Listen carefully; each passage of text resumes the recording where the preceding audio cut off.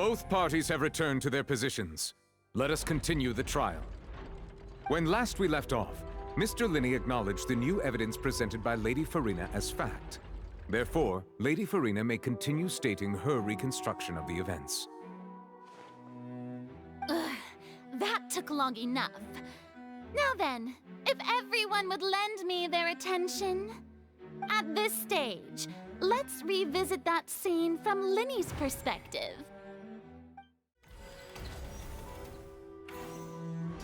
As the countdown began, he entered the tunnel.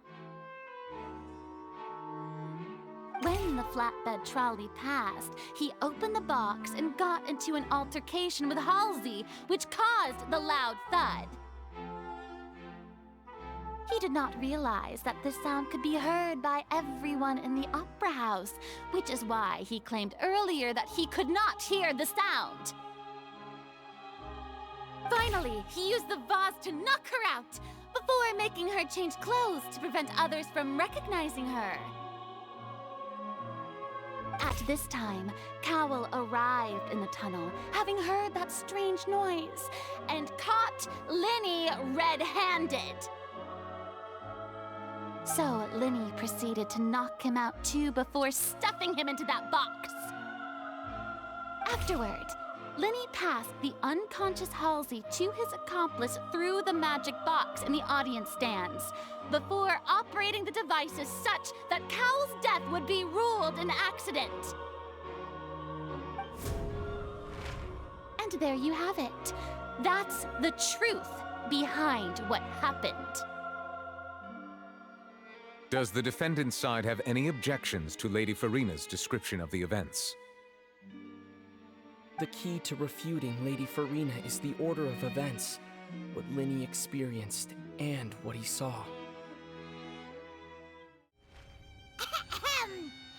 Attention! Ace Detective Paimon has something to say! When the countdown started, Linney did indeed go into the tunnel. But he immediately used a vent to access the Opera House basement, which is where the underground core of the Oratrice is stored. Once he reached that area, he heard a voice in what should have been an empty room. Since he felt something was amiss, he returned immediately. The crime scene had already developed by the time he reached the tunnel again, and in order to complete the magic trick, he did not remain there for any length of time. Finally, he reached the surface, and that was when the accident happened from his point of view. Therefore, he's innocent!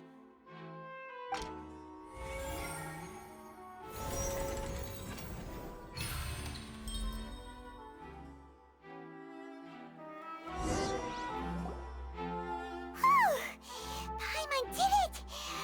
Paimon actually managed to say all that! Wasn't it awesome? In other words, you believe that he knew nothing of the incident? That's right! My reasoning?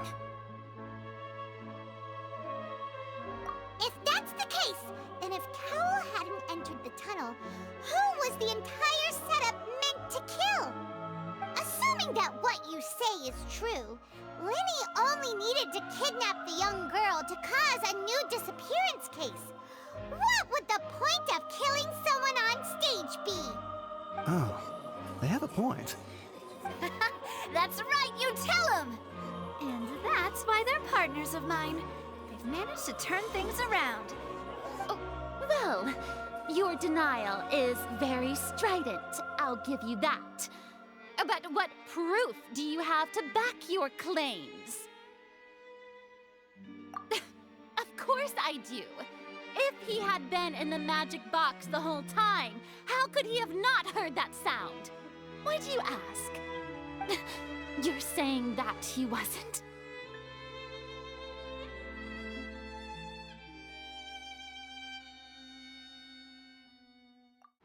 That's right! Linney wasn't in the box or in the tunnel. That's why he didn't hear anything strange during the performance. This means that when the crime happened, Linney had already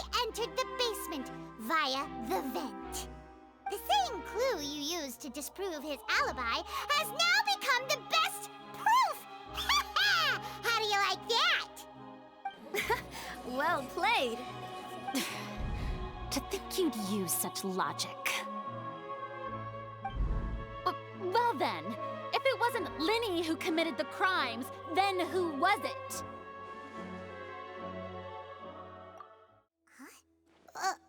That can't be right. Are you serious? The killer was, in fact, Cowl, the deceased! Oh, is that so? How interesting! Let's hear your reasoning then. What I must do next is recreate the truth. What Cowl did, and how he went from would-be perpetrator to victim.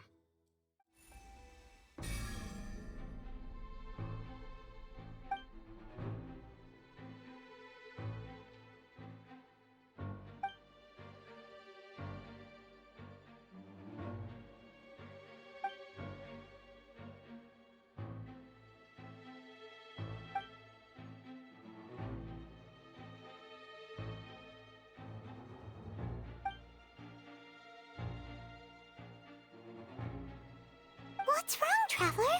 Are you still having trouble figuring things out? I see how it is. So this was all just a bluff. And here I thought you had something to show for it. But it seems you're still far from the truth. Look, since we're at a dead end, why not consider a different track? Just like the trick as it transpired, the end result must have been utterly different from the magician's initial design. If only we knew how Halsey disappeared. Well, that would be nice, but the tunnel only has 3 exits, and none of them seem very likely. And it's not like this is a magic trick where you can just make a real live person disappear. You know, like you did from that water tank, Lynette.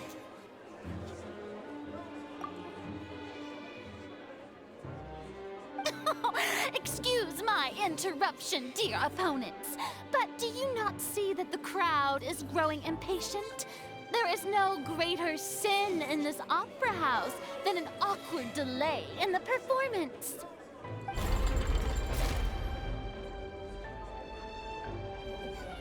If the defense is unable to make further effective arguments, we will move on to the next stage of the trial.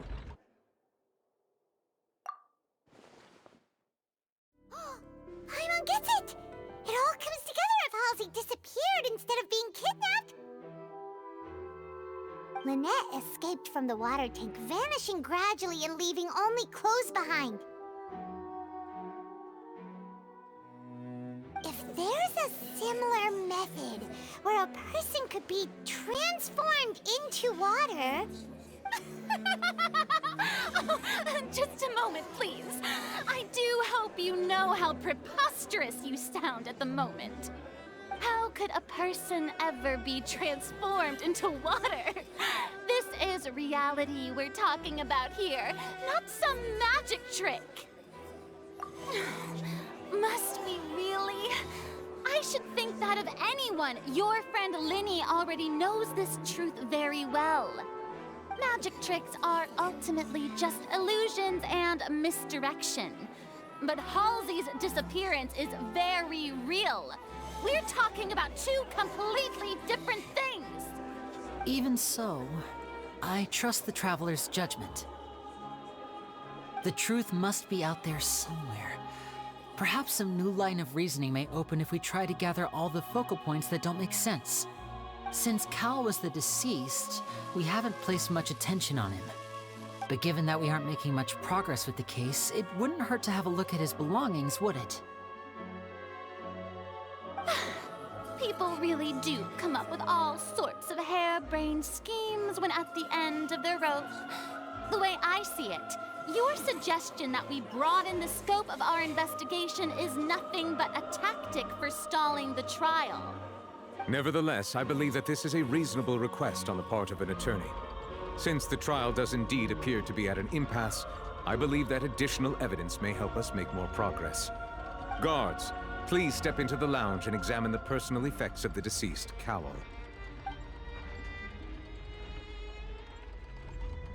We are still examining the items, but we have already made critical progress that we feel must be shared with everyone post-haste. We discovered several test tubes of fluid within Cowell's baggage, each labeled separately. The notebook in his backpack claims that these fluids are water from the primordial sea. The primordial sea. The note's contents also indicate that Cowell belonged to an organization that sells illegal drugs and that he had an accomplice. The notebook has many entries concerning safe usage of these fluids, in which the keyword dissolve appears many times. One of these tubes was labeled Opera Epiclese, along with yesterday's date. It is empty. The notes also state that these dissolution properties work exclusively on people from Fontaine. It's likely that Halsey was chosen as some sort of test subject. As such, we believe that the defense's hypothesis is, in fact, supported by sufficient evidence. You've got to be kidding! People dissolving into water? Could something so ridiculous actually be true? Wait a moment. This reminds me of a certain prophecy, but it's just a coincidence, isn't it? Huh. If people can become water, does that mean that the water tank's real use was as a means to hide water stains? And if Cowell was targeting that girl... Wait just a minute. Could that mean... You two, with me, quick! Demoiselle, wait! What about your partners? Let's go. Just trust me. Order! Order! It is undeniable that further examination of the deceased's personal effects has yielded some surprising results, but we cannot yet verify the veracity of these clues. Still, let us assume that these clues are indeed authentic, albeit with the understanding that Ms. Halsey has yet to be found. Guards, please continue examining the items along these lines. Mr. Linney, it appears your hypothesis is supported by the evidence, so please continue speaking. Of course. Thank you, Your Honor. If we uphold this hypothesis, I believe that many of this case's seemingly unrelated clues can be connected together. Right! Like the metal hook! That one didn't make sense at all. Let's think about this. Cowell's methods must have something to do with that water from the primordial sea. Ahem! It's Ace Detective Paimon's time to shine again! In the original plan, Cowell would tamper with the water tank rope and the number selector securing his target. When the magic box containing Halsey was lowered, the metal hook would retract gradually and pierce the balloon at the top of the box. When the balloon attached to the box popped, the water from the primordial seed inside it would pour down and dissolve Halsey.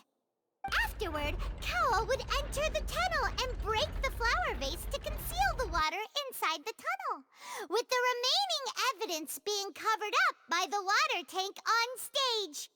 But he encountered something unexpected in the tunnel, and wound up being fatally hit by the same water tank he meant to use to cover his tracks. Huh. That does make sense. That actually links together a lot of the more confusing pieces of evidence.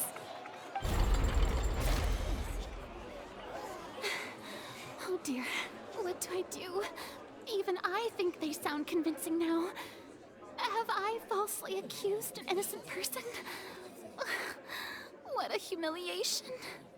Now, it seems like the only point of contention remaining is the exact circumstances that led to Cal's death. His notes mentioned he had an accomplice who could be related to the situation. On that note, the guards have just contacted me indicating that they uncovered new evidence. I shall now invite him on stage to share it with us. Thank you, Your Honor. We were just inspecting the luggage of the other people involved in this case. And we found an identical sample of the water from the primordial sea among Linney's personal effects. What? That can't be. Oh, I see. Well, how wonderfully comedic to have your own counterattack only to come back and wound you. Does this not clear all doubt? My dear citizens, my loyal audience, allow me to present my reasoning and bring this performance to a swift close. Linny did not need to take part in the dissolution of the young woman at all. Indeed, he did leave the scene via the vent.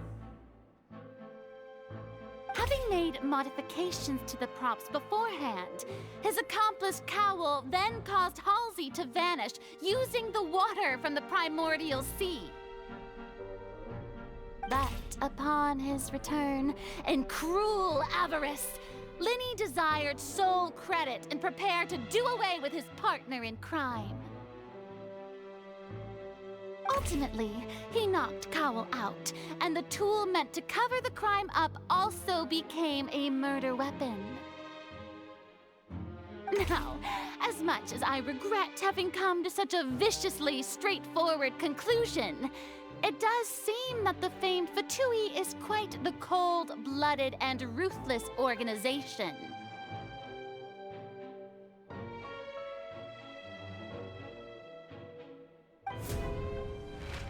Am I right, Mr. Linny?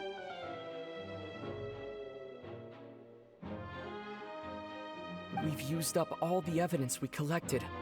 There's no way for us to make a rebuttal here. Is this the end of the road?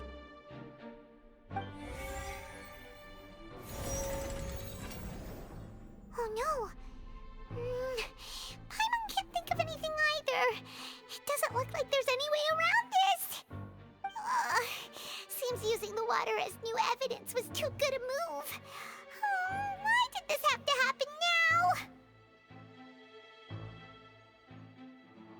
I think we've all seen enough now, and we have ample witnesses to my flawless reasoning.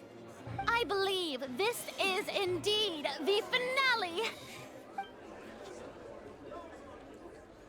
Now then, my good, noble Chief Justice, should we not, in your view, move...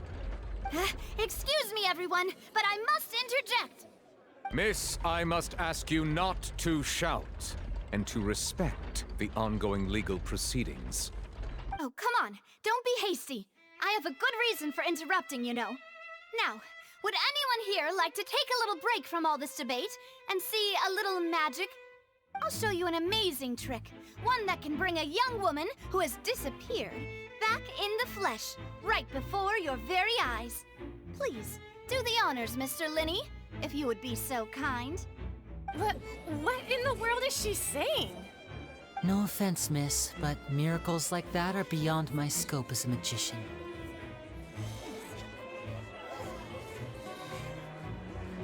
Come on now, don't be silly. Magic is all about misdirection, isn't it? It often conceals the truth while presenting a fascinating illusion. But once everyone believes the illusion, can't magic reveal the truth to them once again? And wouldn't such a trick be the most marvelous finale to today's performance? Come on, Linny and Lynette. Give it another go. Don't worry. Spina di Rasula has made the necessary arrangements on your behalf. But, as the magic makers and stars of the show, I think I should leave the final performance to you. I understand.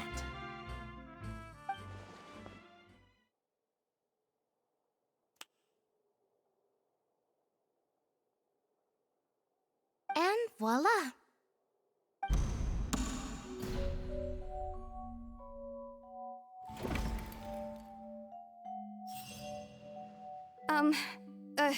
Sorry for the interruption.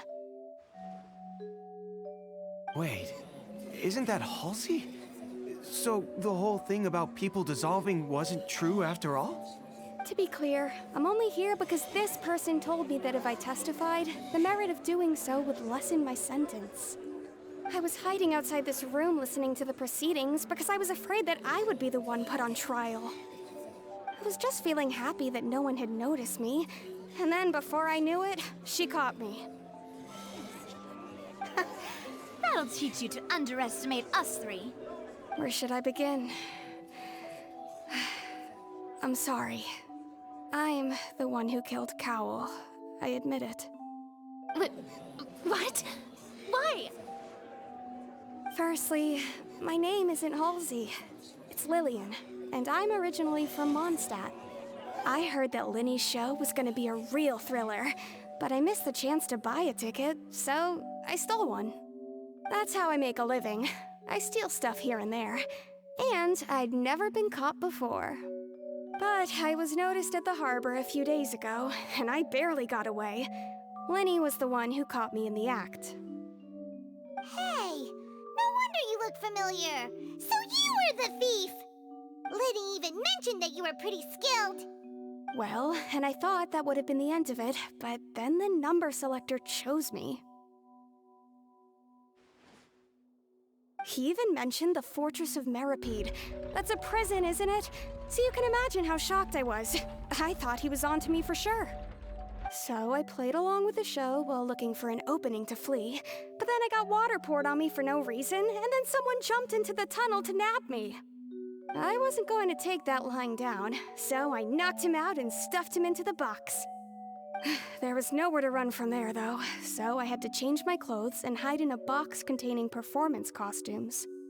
I slipped out after the first guard arrived at the scene and continued hiding inside the opera house. Can a person even hide in there? But I swear I didn't know that the water tank would fall down. Really, I swear it. Had I known that, I wouldn't have put him in the magic box. I may be a thief, but I'm no killer. Well, that makes everything pretty clear now, doesn't it? This time, we need to tell the entire story from Lily-Ann's perspective. And it's Ace Detective Paimon time! Having been selected out of the blue, Lily-Ann panicked. Her panic only intensified after she entered the tunnel and had water poured on her head. So she kicked the door open, producing the thud we all heard. Hearing the commotion, Cowl leapt into the tunnel, only to discover that Lily-Ann had not dissolved.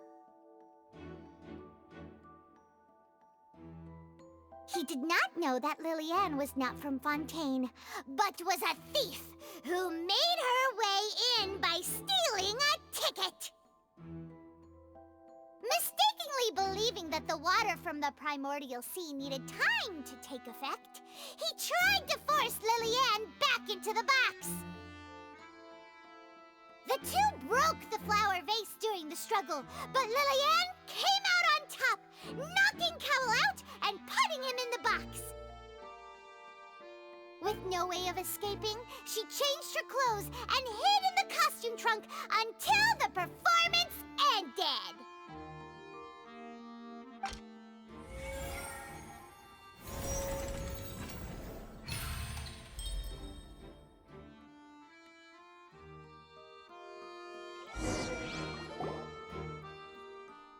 She knew that she would have to go through guard inspection if she tried to leave afterward. So, she has been trapped in the opera house these last 2 days. She had already become desperately hungry by the time we were chatting over macarons. So, she swiped 2 of them right under our noses. Talk about a sneaky thief. At this point, all the events that happened in the tunnel have now come to light. Ah, so that's the whole story. Bravo! Bravo! Now then, Lady Farina, do you wish to speak against the defense's statements? Please answer the question, Lady Farina. Also, if I may add, the trial has not yet ended. As such, I request that the prosecution not leave the room before the proceedings have concluded. What, are you reading my mind now? No, I have no further arguments. I admit defeat. But really, could you at least have left me with some dignity? Wow, look at that! She's like a deflated balloon now. If there are no objections, then as the Chief Justice of Fontaine, I shall once again repeat the full sequence of events. The actual perpetrator of the serial disappearances, Cowell, selected his next victim from the audience reservation list. With some modifications to the selector, he could ensure that the pre-selected young woman would be chosen. To cover up any evidence while committing the deed, Cowell thought of allowing the water tank to fall, which would conceal the water left behind after the young woman was dissolved. He also tampered with the rope suspending the water tank, using the fireworks at the end of the performance to cause the tank to drop and hide the watermarks. He poured the water from the primordial sea into a balloon during the preparation of the magic box and stuck it to the box's lid. Finally, he passed the prepared hook on a rope through the gap in the magic box's door when bringing the young woman to said box. When the magic trick officially began, the box containing the woman was lowered into the tunnel, tightening the hook rope and bursting the balloon containing the water. If all had gone to plan, the young woman would be dissolved at this time. However, Lillian was not from Fontaine and thus fled the box with a loud noise. Realizing that there was trouble, Cowell entered the tunnel and met Lillian. Thinking that the waters had not yet taken effect, he decided to proceed.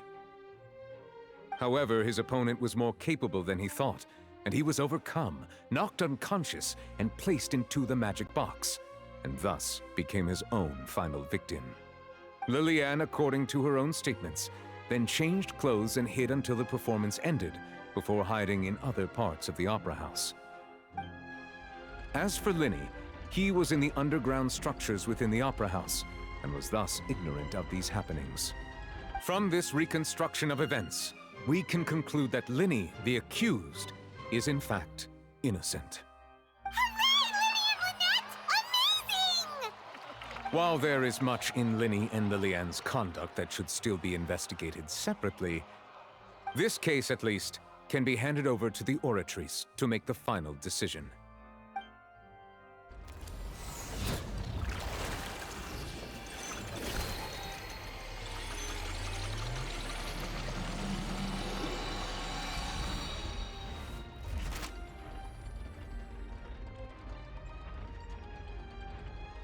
As such, Linny and Lynette are officially declared not guilty. Victory for Ace Detective Paimon! Great work, partners. Thank you all. Thank you so much. Next, I think we deserve an explanation, Guard Vaughn. How did you find the water from the primordial sea in Linny's baggage? Right! Your discovery caused me to make a serious mistake, you know. Or was that not a discovery, but false evidence that you dared to bring before this court? I suspect that the accomplice mentioned in Cowell's notes was not Linny, but you, yes?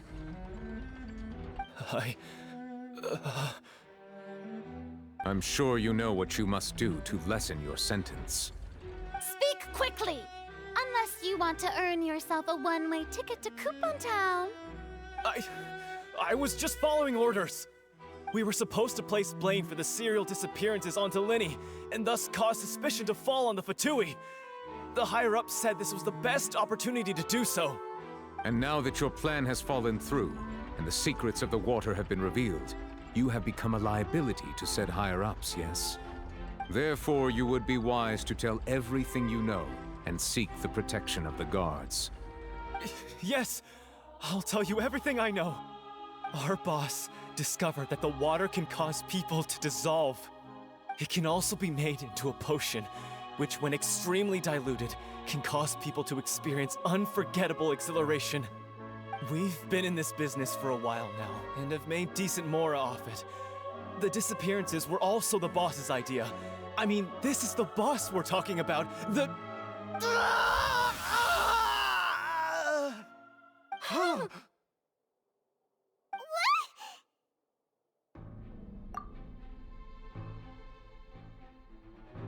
now he can no longer talk. Such ruthlessness. I shouldn't have expected any less of them. An outrageous act. All present, please submit to inspection immediately.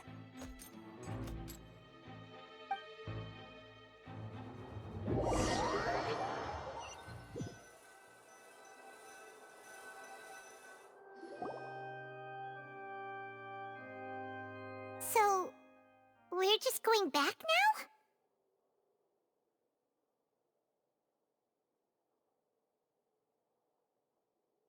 That's true, but... Traveler, Paimon! Please wait. Lenny... I know you may not want to speak to me right now. Maybe you don't even want to look at me. But still, let me thank you again for defending me to the end, even after you learned that I'm a member of the Fatui. I guess. But regardless, I'd like the opportunity to set things straight. I didn't approach you with any ulterior motives or ill intent. I've spoken to you as myself, just plain Linny this entire time. As for why I'm a Fatus, it's because the goals of the House of the Hearth align with those of an orphan like me. That's all. That was how Father, who you might know as the Knave, approached recruiting us back then too. The Knave? The one who controls the House of the Hearth? She's your father? That's right. And since we're here, I was wondering, would you mind hearing a story? It's about my past. Back when our parents first died, Lynette and I were left wandering the streets. To survive, I took to surreptitiously observing an older street performer who did magic. It took me several days to figure out how he pulled off his amazing tricks. I took my sister through several streets until we found a crowded corner, and we began to perform magic tricks there. To my surprise, we proved to be pretty popular, and we could at least stop worrying about where our next meal would come from for a time. But I didn't want my sister to remain a street rat together with me forever. Before long, an aristocrat came to me and claimed that he wished to take us in after watching my performances. So you went from orphans to nobility just like that? That was how we felt at first too. As if fate was on our side and we could say goodbye to those painful days. But I gradually discovered that while we were called foster children, he was really after my talent for magic tricks. He would constantly take me to all sorts of banquets to garner attention, which he would then use to expand his social circles. That doesn't seem too bad either. Better than roaming the streets at any rate. It took a while for me to realize just how dark his heart really was. After one particular performance at a banquet, I discovered that Lynette was not on the same return vehicle as me. I waited a long time after we returned home, but she did not come back. I went to that noble's bedroom and asked him about her whereabouts. The answer he gave me was, she caught the eye of the most eminent person at the banquet, so I sent her over as a gift. I mean, you'll be able to perform your magic regardless of who your assistant is, yes? Oh no. So he was gonna... But wouldn't Fontaine's laws deal with such people? As far as outsiders are concerned, this is a relationship akin to adoption or foster care, and they have their ways of escaping the eye of the law. I managed to ferret out the location of the mansion of that so-called eminent person and hurried through the night. But by the time I leaped over the walls, avoided the guards, and made my way in, all I saw was the moonlit ground covered in blood, and the knave standing there in the darkness. So, she'd already taken care of that guy. That's right.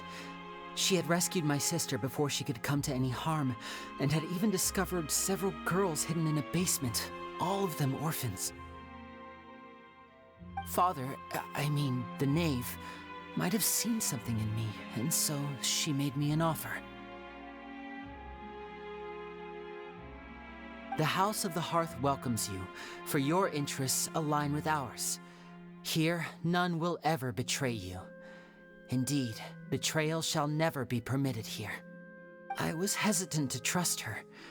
I mean, I had just been betrayed by nobles. But she was also quick to destroy the noble who had taken us in at first, giving us back our freedom. Oh, so that's how the two of you joined the House of the Hearth. She has her own plans. She has gained permission from the Tsaritsa to first use the Gnosis' power once she obtains it. She plans to use it to find a way to break the prophecy and save Fontaine. So, she believes in that prophecy too? That's right. The whole House of the Hearth is currently working to combat that crisis. Today's case has also proven that people from Fontaine can indeed dissolve into some sort of water, thus further supporting the prophecy.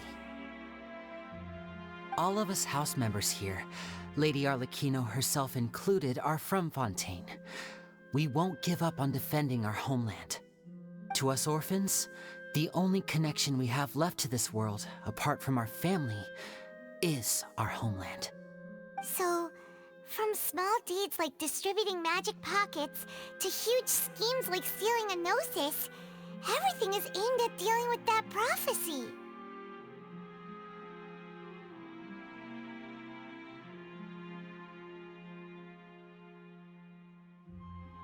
It's all right. I understand. The only thing I can do is relate all this to you. I just hope you can understand that even as a member of the House, I have never stopped making my own decisions, and that I believe what I'm doing is right. If you should need anything at all in the future, feel free to find me. I will do my best to help you, as plain Linny.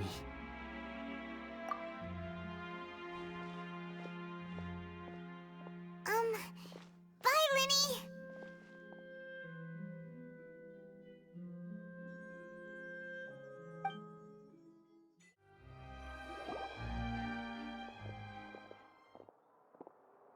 Hey there. What was with the disappearing act you pulled right as the trial ended? Were you looking for us, Navia? Well, this whole thing isn't exactly over, is it? I do feel that we're getting closer to solving the serial disappearances case, though. Don't you think so, too? Huh? What's wrong, my dear partner? Besides, are you sure we're the ones who can crack a case that's been cold for decades now? And given that there's new evidence from the trial, there should be a trail of breadcrumbs for the Hydro Archon's people to follow now, right? Ah. I see. Well, I won't lie. I'm a little shocked to hear that from you. But I suppose you are just travelers who have only arrived in Fontaine after all. Sorry. I might have been too presumptuous. Don't say that, Navia. Ah, and we were having so much fun investigating with you, too. It was like having new waters flowing into a stagnant mire, causing new hope to spring forth, and the reflection in the murk to become clearer. Sorry about that. I'm a bit prone to nostalgia. Don't mind me. Wait, shall we have a farewell meal? You know, to commemorate our time as partners? Huh? Do we really need to get that formal? Well, guess you really did treat us as partners, huh? Well, I'd just like to have a proper ending to every important memory. That way there are no regrets later. Anyway, it would just be a meal, so it shouldn't take up too much of your time. You don't have to twist Paimon's arm. If Boss Navi is treating, count Paimon in! Oh, wonderful. In that case, why don't we return to the court of Fontaine and head to the Hotel de Boer? I believe we'll make it just in time for dinner. All right then, let's have our farewell meal!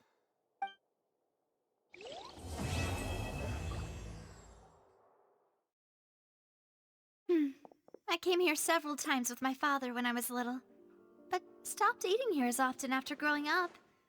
I hope the food here will be to your taste. Oh, don't worry. We haven't eaten at a hotel like this in a while. Paimon's getting excited already. In that case, I'll go order for us first. Please wait here a moment.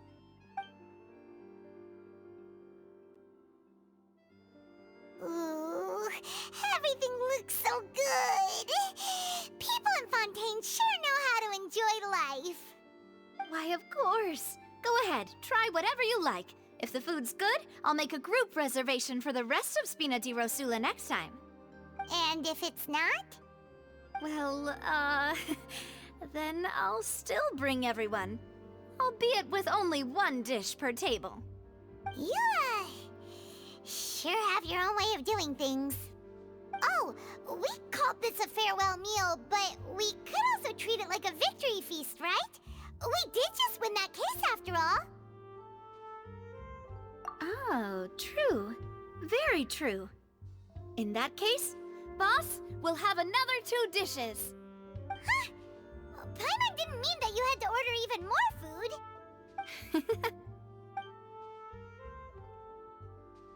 Speaking of cases, do you think that the mastermind behind the serial disappearances will get caught soon now that this has all happened?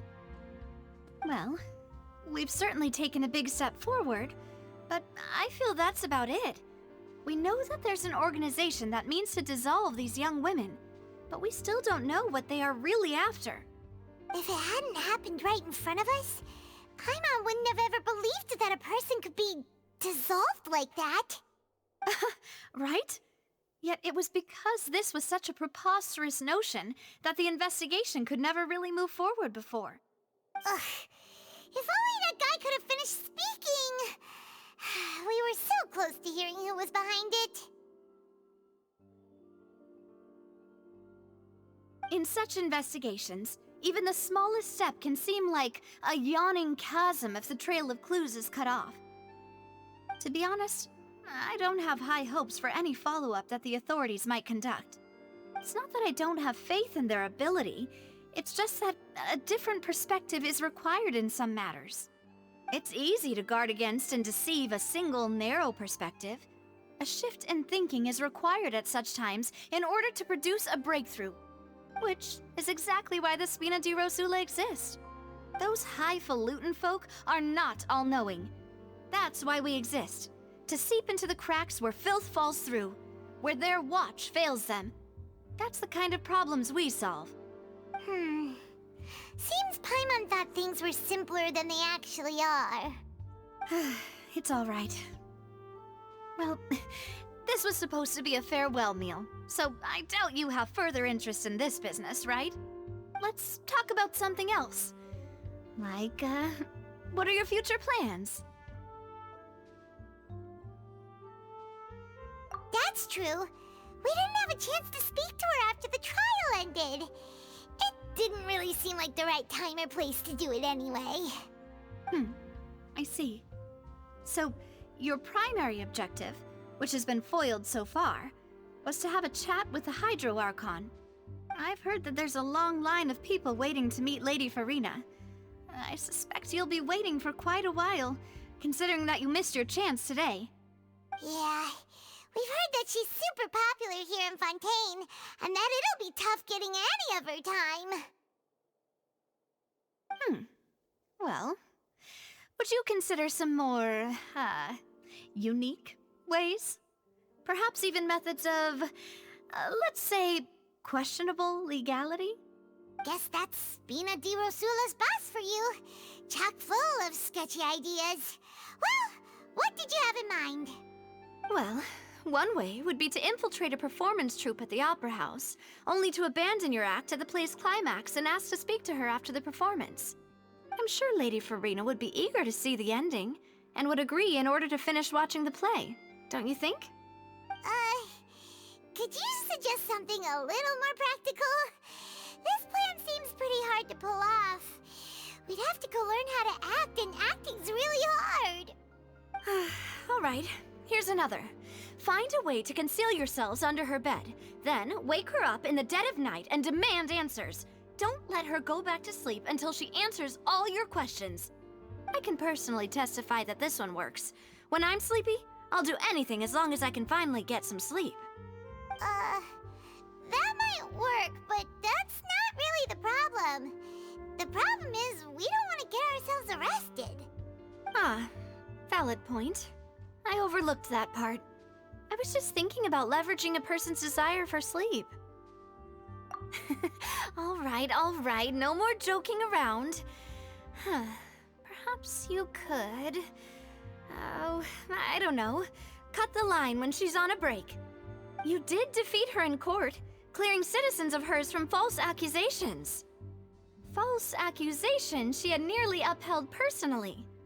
I imagine that she feels quite ashamed about the whole thing. You mean that if we catch her while she's on a break, she might be too embarrassed to refuse? Oh, that does make some sense. Why don't we give it a try after this meal?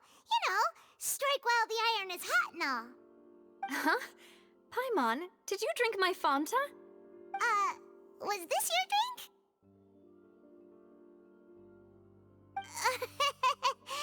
Sorry about that.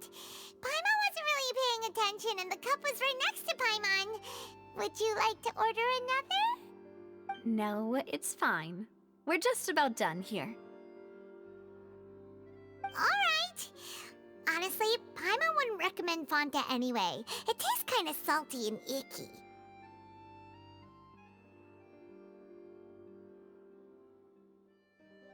Is that so? Huh. Well, in that case, we'll have to blacklist the Fanta here then. If we're all finished eating, then I'll go pay. Yeah, we're stuffed. Thanks for the treat, Navia.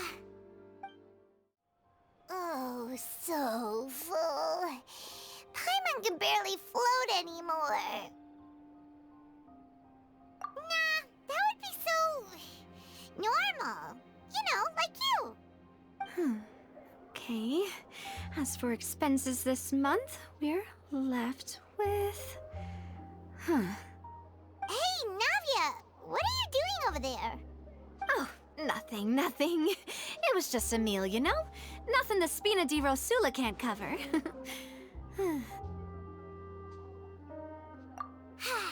Let's get ready to try to meet the Hydro Archon again. Bye, Navia! So this is goodbye, huh? Well, if you do encounter any other trouble in Fontaine, you're always welcome to contact the Spina di Rosula. I'll give your requests the highest priority. In any case, I wish you smooth sailing. I'll see you again, partner. See ya!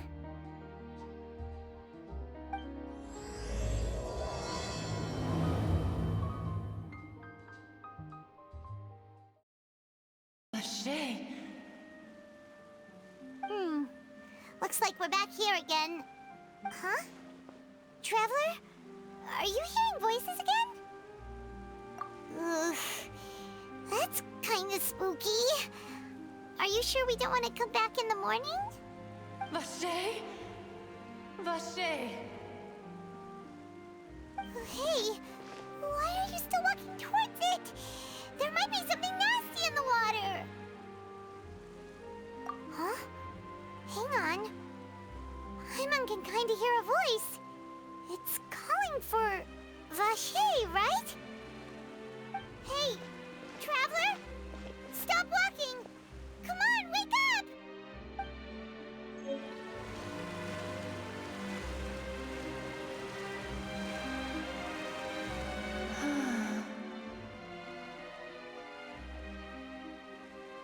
Vache, are you... my dear Vache? No, wait. You seem to be someone else.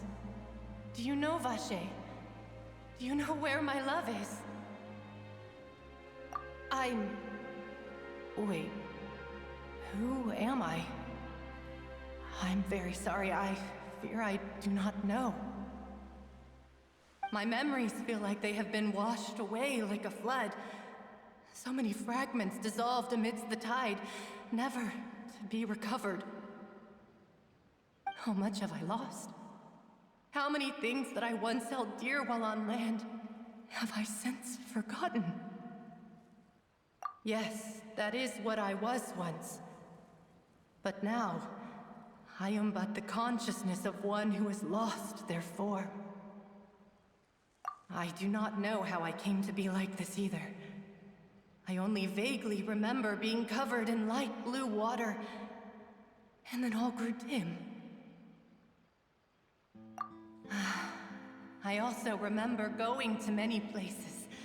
I loved adventure, loved exploring places of peril. No matter where I went, Vacher would go with me. I knew how dearly he loved me, and I also loved him equally as much. But now, we can no longer go back.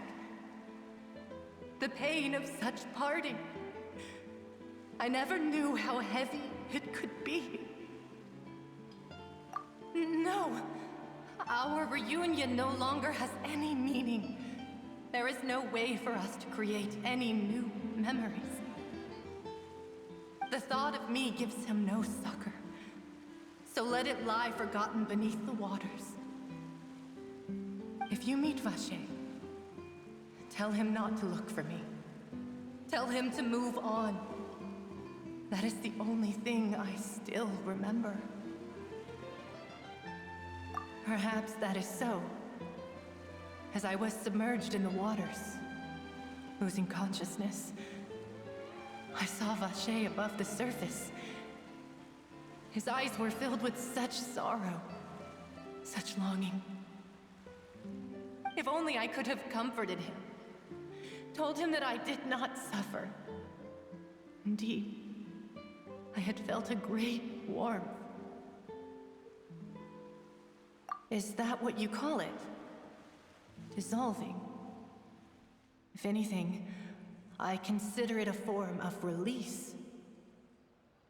It was a state of neither fear nor frenzy, with only an endless peace, like the water's still surface.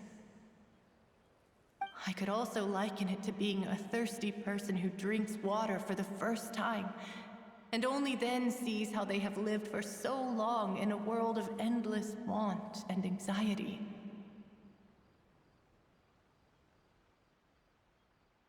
I think I hear your companion. It's time for you to go, I think. Farewell, then. I am glad that you were able to sense my presence. Remember, if you see Vacher, tell him not to seek me out any longer.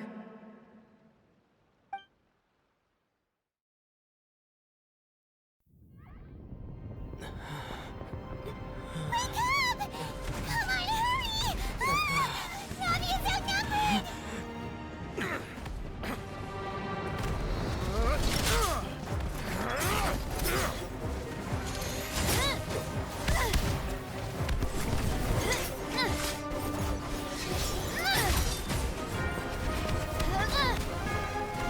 Demoiselle, look out!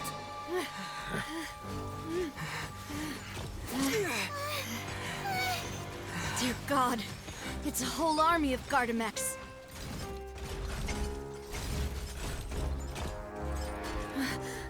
Chlorand?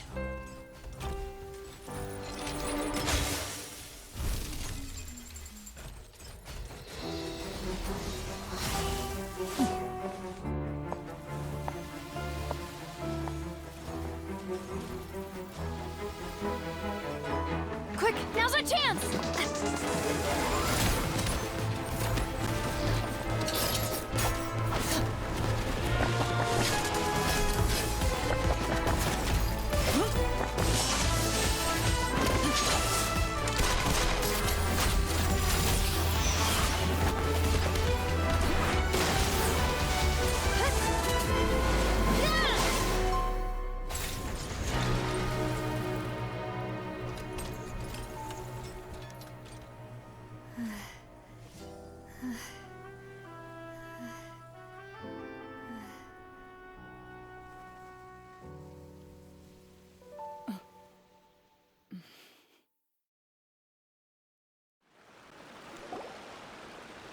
I should thank you for lending us your sword there, Chlorand. But before I do so, Could you explain how you managed to show up here? I followed you. It seemed to me that danger has followed you more closely as of late. I believe that following someone without their knowledge is actually called stalking, is it not? Mr. Callus's last wish was for me to ensure your safety, and I will not betray his trust. He would do the same, were he alive today. Do not speak of my father! Sorry, demoiselle. I was not strong enough. Thank you for your aid, Miss Clorand, but do keep an eye out for your manner of speech.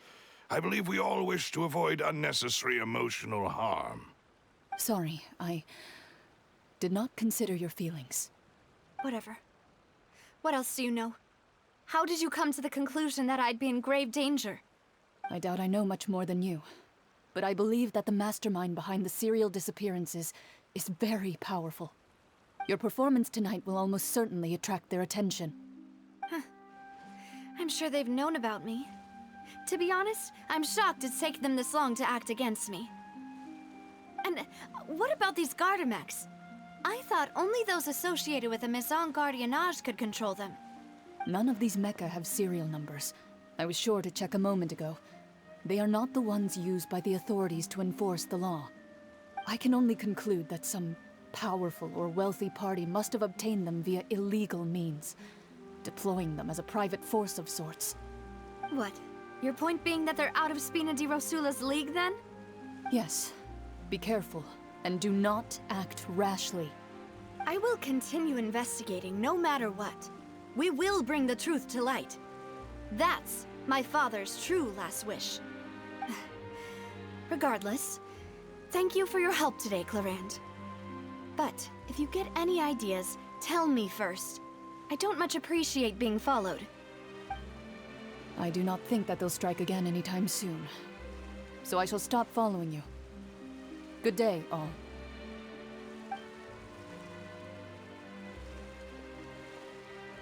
Right. I suppose that's the best news we've gotten today. Demoiselle, I believe that Miss Clorand was being sincere with you. If we tried, we could attempt to thaw relations a little. I know, she's... Oh, thank goodness! Paimon thought we were done for! Those Gardamex came out of nowhere while you were unconscious, and Nadia and her gang saved us!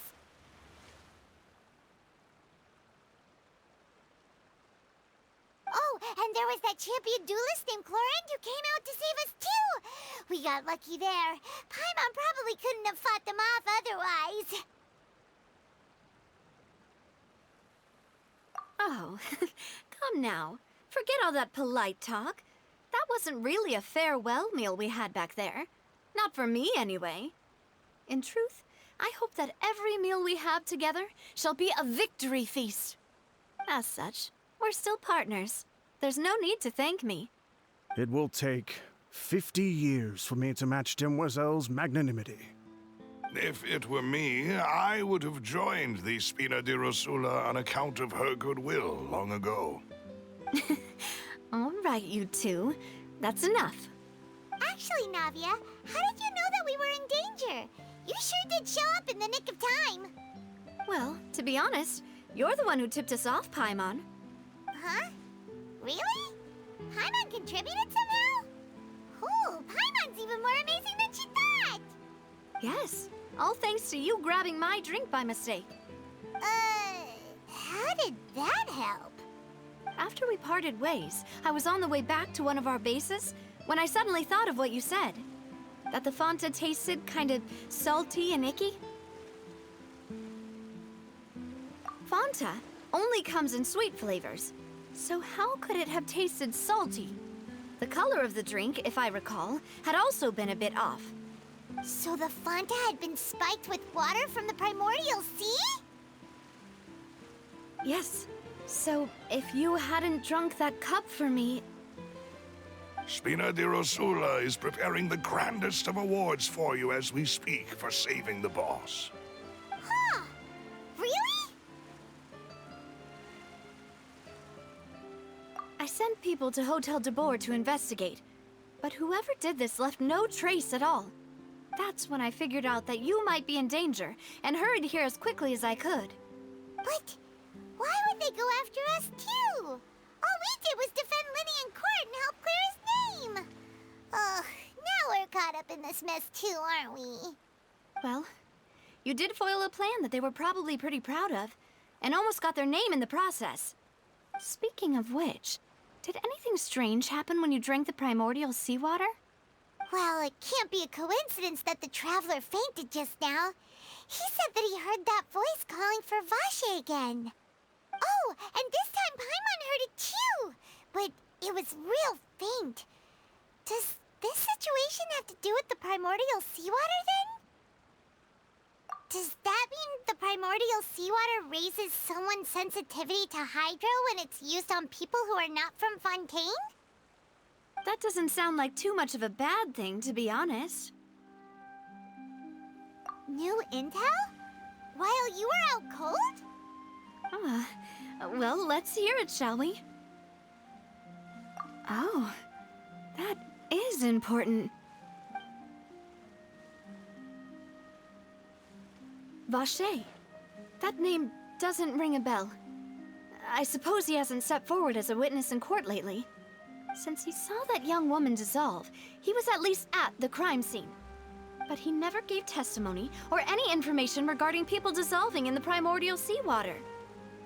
Could he have been threatened? Yes, thank you. This is very important information indeed. We will continue to investigate. Oh, you mean you'll help us investigate? Well, you did say that our farewell meal didn't really count. That means we're still partners, right? And besides, we're in this now whether we like it or not. You're not gonna let those people who targeted us get off the hook so easily, are you, Traveler? Demoiselle, do try not to look quite so pleased. You are the face of Spina di Rosula, after all. You talk too much. Well, in that case, let's head back to one of our bases, shall we? I'll arrange accommodations for you. We also have some plans to go over, and hopefully we can deepen our bonds as partners. But we'll take that one step at a time, I guess.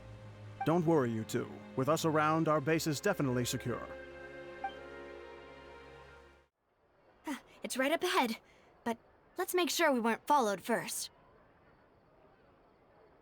I've been keeping watch, Demoiselle. I haven't spotted anyone suspicious thus far. Very good. But let's not let our guard down for now. I shall find rooms for our respected guests. Thank you, Malus. Now, let's continue, Traveler.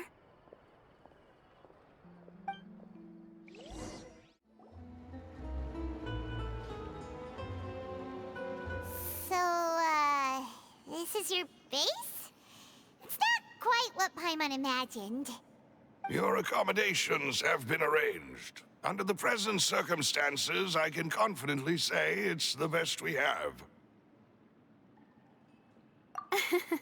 Well, our funds have been a little tight lately. After all, we don't allow illegal or unethical profiteering. In fact, our funds often come from citizenry who support us. Seems like it's tough times for everyone. But if you have the support of the people, that does sound like it's worth it. To be honest, our financial situation was a lot better back when my father was in charge a few years ago. I'm afraid I'm not quite his equal. Your father... he was the previous boss of Spina di Rosula, right? How did he... Demoiselle, if you'll allow me to explain. No. I'll explain it myself. I suppose I couldn't run from this topic forever. And as partners, this is something I hope they can understand. My father's name is Callus. Yes, the same one they call Callus the Unfaithful in the streets. 3 years ago, he was accused of murdering his own friend. But he chose a duel to defend his honor instead of standing trial. He died in the duelist's ring. Oh no. But I do not believe my father was a murderer. I'm sure he was set up. At the time, I believed that if he only stood trial and was duly investigated, something amiss would crop up and prove his innocence.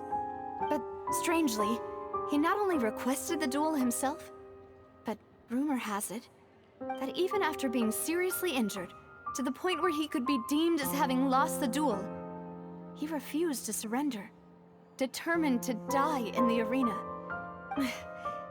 3 years later, I still don't understand why he did that. How could he protect his honor if he's dead?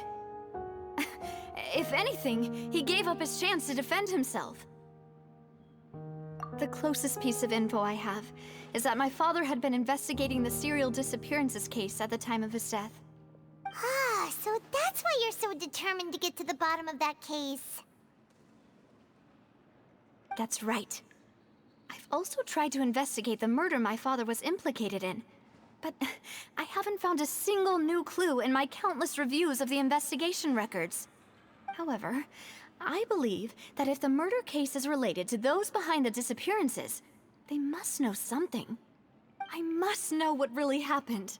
Was my father coerced? Framed? Even if he really did kill his friend, I must get to the truth. If only he'd been more open with me when he was still alive. He even hid the fact that my mother died due to complications when giving birth to me. And now, here I am investigating his death. You really are a handful, aren't you, Papa? Demoiselle, please, if there is anything I can do, anything at all. I also will never believe that Master Callus murdered anyone. There are none whom I respect more than the two of you, Demoiselle. Master Callus did so much good in life, yet all it took was one murder case for him to be dubbed Callus the Unfaithful. Even our supporters decreased greatly due to that incident, hence our strained finances at present. Wait, if Callus was such a good man, wouldn't people at least be a little suspicious when he was accused? No. Perhaps people just revel in that kind of drama. It's not something exclusive to people from Fontaine, really. Everyone's like that. People love watching the evil turn over a new leaf, but they also enjoy watching good people fall into an abyss from one slip-up just as much. But how could... never mind. If Callus was really falsely accused, we have to find the truth. He didn't deserve to have that happen to him. There is one other thing. Master Callus's opponent in the duel was Ms. Clorand. Oh, her? Well, then, isn't that as good as saying that she was the one who killed him?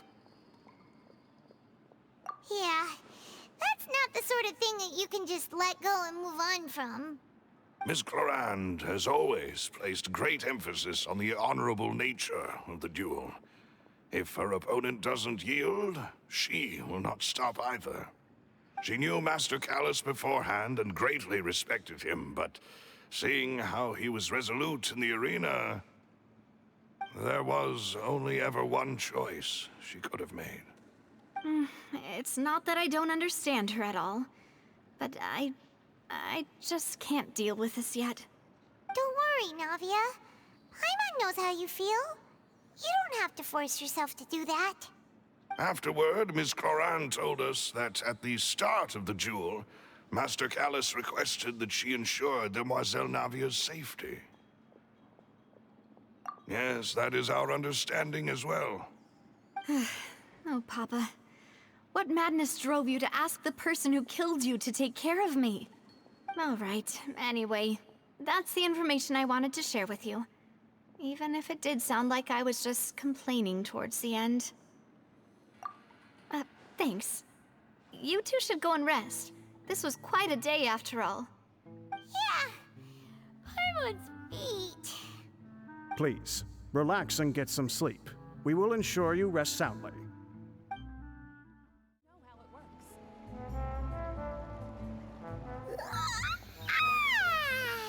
Paimon slept so well. This place feels almost too safe. Huh? two go? I sent them back to Poisson. It's Spina de Rosula's place of origin, and where we have our headquarters. There's not much for them to do here at the moment. Paimon gets the feeling that you're just trying to get them off your back. But never mind that. When did you get back? Were you waiting here the whole time? No, I just returned after going out for a while. I did some investigating yesterday regarding the name Vache. Wait, so you didn't sleep at all? How could I after having such critical new evidence appear? Guess Paimon wasn't speaking for everyone just now, huh? Unfortunately, this name seems to have been wiped from existence. It doesn't seem to have a match anywhere. I suspect that those behind this have already taken steps to hinder an investigation from this angle. But that does prove that this Vache person is a key witness in the incident. Does that mean we're too late, though? No. There is one ray of hope. One place in Fontaine that they would find almost impossible to threaten, no matter how much they wanted to. And that is the archives kept by Chief Justice Neuvillette, a place where detailed files on all the cases in recent years are kept.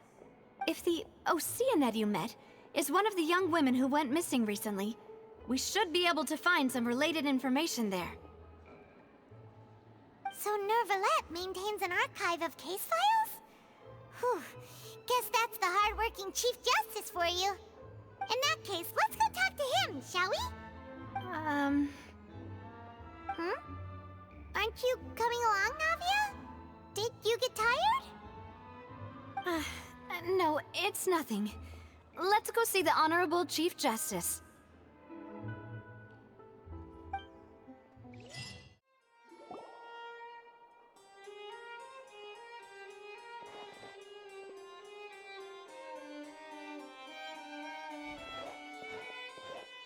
Halt! Please state your business here. The Chief Justice is presently occupied with official matters. Huh. This place does look pretty heavily guarded. Guess that proves that Neuvillette's files are really secure. Hey, don't you recognize us? Huh? Who are you? Just to be clear, I don't care who you are or who you might be related to. Our rules make no exceptions. See? They've got great discipline, too. Yep. Paimon can tell. If you're here just to crack jokes, I can point you towards the exit. Unlike some, we're busy, so please leave if you don't have a reason to be here. No. What I meant to say is, shouldn't you remember us from a few days ago? We were at the trial of the great magician Linny. Oh, yes, I remember. I read about it in the Steambird. You must be Linny's attorneys. It's all coming back to me now. We're here today to report and archive some information on a follow-up case. Huh. Is that even a thing? Of course. Don't worry. We're here on official business. You can trust us. All right then, I'll let you through. The Chief Justice is just inside. Thanks so much.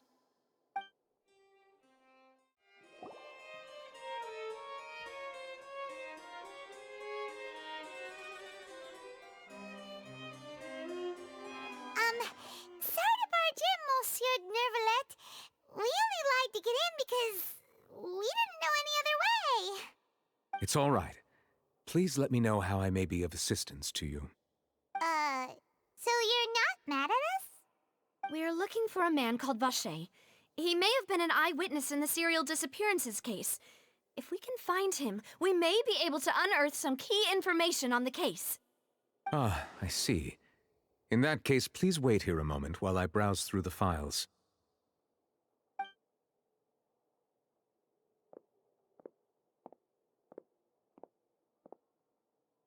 Who knew that Neuvillette would be so easy to talk to?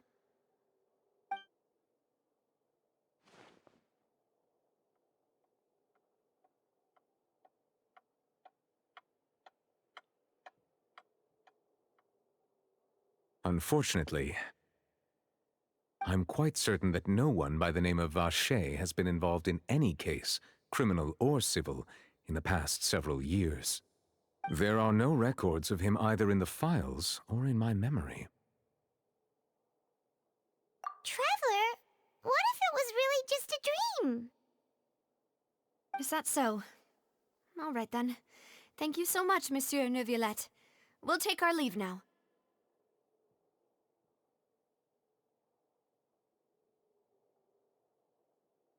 Ahem.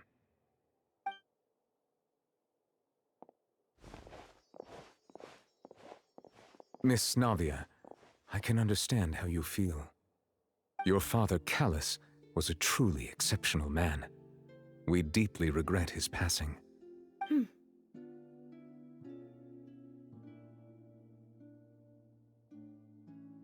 And what are you trying to say, Monsieur Neuvillette?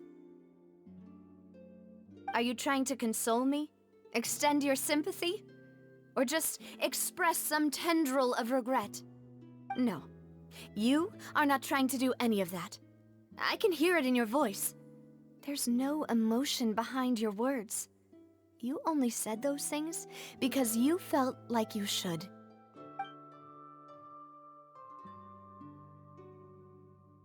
It's just like last time. After my father took his place in the duelist ring, I pushed through the guards to talk to you as a last resort. You even told me then that you thought there was something fishy with the case, yet you still allowed the duel to go ahead. In your eyes, the value of a human life is nothing compared to those cold laws you hold so dear. If you truly regret my father's death, then why didn't you call a stop to the duel? Why didn't you give me the power to stop him from throwing his life away? Why did you just let him die, despised and hated by all? Everything was hanging on a thread at that moment. Just the tiniest effort could have changed everything. There are still so many things I never got to tell him. So many questions he still owes me answers to. If you really have no heart, then just look me in the eyes. I, Navia, will show you the true meaning of regret. I'm sorry, Miss Navia. You and my father are truly alike. You keep all kinds of things in your heart and never say a word to anyone. It's not so much that you can't feel, but that you would never express anything. Oh well. In any case, everyone already knows full well the apathy of the Chief Justice. My apologies for taking my emotions out on you, Monsieur Chief Justice. Let's go, Traveler and Paimon.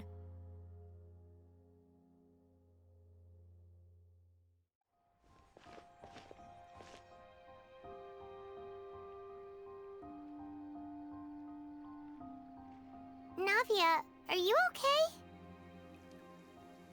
I'm fine. Rain. It's raining. You're right. Wasn't it still sunny when we went into the building? And there shouldn't be any active trials today. How strange.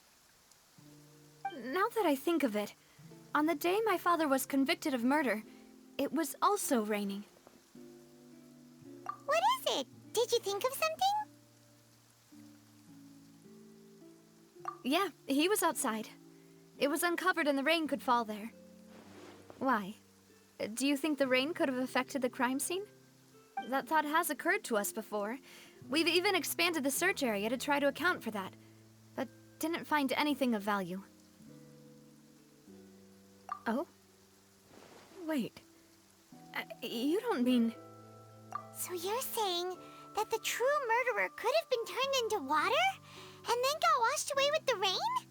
Yeah, and if that's what had happened, then no one would have believed your dad, even if he explained what he saw to the authorities.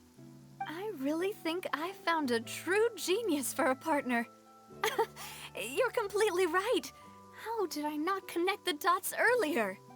All right, let's go to Poisson. With this new lead in mind, we'll get to the bottom of my father's case for sure. Yeah, we're gonna make progress for sure this time! Do you want to go with me now? Or do you want to head over by yourself later?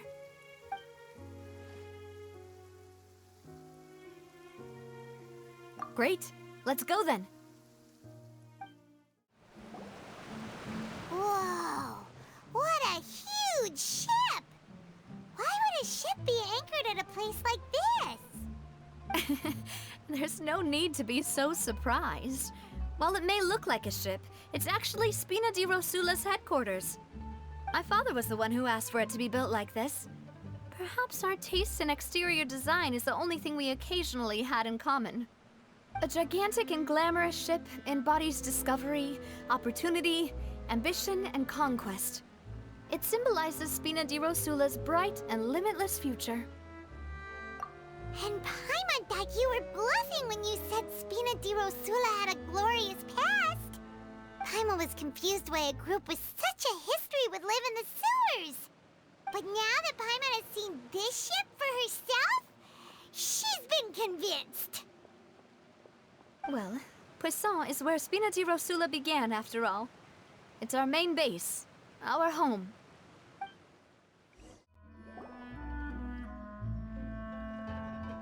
Melus, we're back!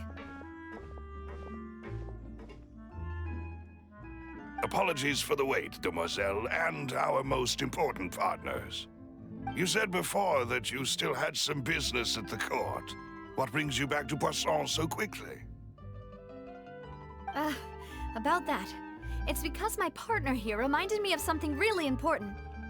You see, what if my father's case had something to do with water from the primordial sea? You still remember, right, Melus? On that night, it was raining? Yes, the case was quite similar to that of Mr. Linney's. Both were what you'd call impossible murders. Could you tell us a bit more about what happened before? Yeah, of course. Many years ago, something called synth began to gain popularity in Poisson. At a glance, it was a kind of drink that could excite your mood and produce many pleasant hallucinations. Wait! Didn't that guard guy who turned into water also mention that the primordial water could be used to produce some kind of potion? Yes, he did. Considering what we know now, it's almost certain that synth is created using water from the primordial sea. If you drink synth for an extended amount of time, you'll suffer many side effects, such as losing the ability to focus or control your emotions. And if you were to stop drinking it completely, you'll experience flashes of paranoia and anxiety while lacking energy to do anything. It's an extremely dangerous substance. As he oversaw Poisson, my father was compelled to put a stop to synth abuse and called for a complete ban of it. Boss's uncompromising attitude incurred the synth vendor's wrath, but no matter how much they threatened or bribed him, he refused to yield. Not only that, Boss became determined to find the mastermind behind the synth operation and put an end to the problem once and for all. Yes, but the enemy was very cunning. So he could never get anything out of the dealers, all of whom only sold the stuff and weren't privy to the rest of the operation. Recognizing that, my father decided to contact the dealers in secret and cultivate personal relationships with them. Finally, he was able to convince someone to become his informant. The man's name was Jacques. He felt greatly ashamed about his work after seeing many families destroyed by synth abuse. That night, my father hosted a banquet at his countryside estate. He planned to meet up and exchange information with Jacques over some food. But then, we heard 2 gunshots from the courtyard. We raced to the scene and found my father, still holding a gun, and Jacques, who was already dead on the ground. Huh? How did that happen? Aren't they on the same side? Sounds just like Lenny's case, doesn't it? In both cases, the culprit seemed obvious, but neither appeared to have any motive at all. Looking back on it, though, I now believe the most important clue was something we all overlooked at the time. There were pieces of clothing left at the scene. Precisely. It's all thanks to you that I made the connection now. Back then, we all just thought they were some costumes that Jacques used to disguise himself at the banquet. But, considering it now, it's almost certain that they belong to a third person at the scene. With one extra person, we'll also need to reconsider why the 2 shots were fired. You're right. We still don't know what happened. But my intuition tells me that we're on the right track to figuring it all out. I'm finally headed towards the truth. Jacques was an empathetic man who was infinitely remorseful for his past actions. It's unlikely that he turned on Boss with 0 warning. I think this third person is probably the key to the full truth. On that note, however, even though this will not please you, demoiselle, as your and your father's butler, I must still offer a word of warning. Our opponent is insidious and cruel. They are extremely difficult to deal with, and Boss has already lost his life trying to bring them to justice. Even though Spina de Rosula has lost most of its former glory, Poisson has welcomed a new time of peace, and we have been allowed to live out our lives. There is no need to follow your father's path. It would be both wise and in line with Boss's wishes to step back and give up on the case. If that's indeed what he wished for, then he should have told me that himself. Was I not the closest person to him? And yet, I was the one most kept in the dark. What was the point of him dying without sharing any of the secrets he knew? Did he manage to protect anything in the end? Synth is still here. Callus the Unfaithful is still his epithet. And Spina di Rosula is barely getting by. Nothing has changed. Did he think I'd just accept his meaningless death and live out my life just as meaninglessly? I've never accepted that, ever. Not since that day, and certainly not now. I want to find out the real answer for everyone's sake. For the missing girls, for the victims, and for myself. Navia. This is indeed the best moment to act. Your partner appears to be quite reliable, and more importantly, demoiselle, I think you're also ready to take this on. So you do know something else, Malus? Yes, I do. In fact, even before that banquet, Boss already knew of the connection between Synth and the serial disappearances case. But what drove all the tensions to the boiling point was the revelation that you, demoiselle, had been selected as the next target to disappear. What? Boss also didn't tell you that he had been diagnosed with a rare illness. The doctors told him that he had no more than 5 years left to live. And the serial disappearances case caused him great anxiety. 5 years was nowhere near enough time to resolve this long-standing conflict. But once he passed away, all the danger would pass on to you. Knowing all of this, he decided to use one final intimidation tactic before his death. He claimed to have already gotten his hands on some key incriminating evidence for the other side, and even told some members of Spina di Rosula about the details. But as long as you remained safe, he would not share the evidence with the public. If something were to happen to you, then he and all those he told would immediately expose all they knew about Synth and the disappeared victims. Right, so nobody would be able to get off scot-free. As we've seen, Boss's tactic has worked. Even though Boss has been gone for a long time, the other side has not tried to take Demoiselle's life. No, I don't believe it. He never appeared to look sick to me. No father wants their daughter to see them weak and haggard, especially someone as proud as Boss. To him, dying in a duel and suffering lasting dishonor as the unfaithful were still far preferable than losing face in front of his daughter. So he chose to die in silence, so that he could protect me. I'm afraid you're not understanding this correctly, demoiselle. What Boss wanted to hand to you was not a parasol, but a sword. If Boss's spirit could hear you telling me that you want to find the answer for the sake of everyone involved, I'm sure he'd be extremely proud. That fool. Couldn't he have just given it to me straight? No. He might have set up everything precisely because he never thought I'd be able to understand him. Is that the amount of confidence he had in me? And what if I was never able to make it to where I am now? Yeah. I suppose that's true. With the way he'd set things up, if I had wanted, I could have just lived out my life without a care in the world. But thankfully, he rarely talked to me about complex matters, and thus understood little of me as a person. In this case, he really didn't need to give me an easy way out. Malus, what was the key evidence that he shared with you? It's the location where synth is produced. Essentially, it's the enemy's headquarters.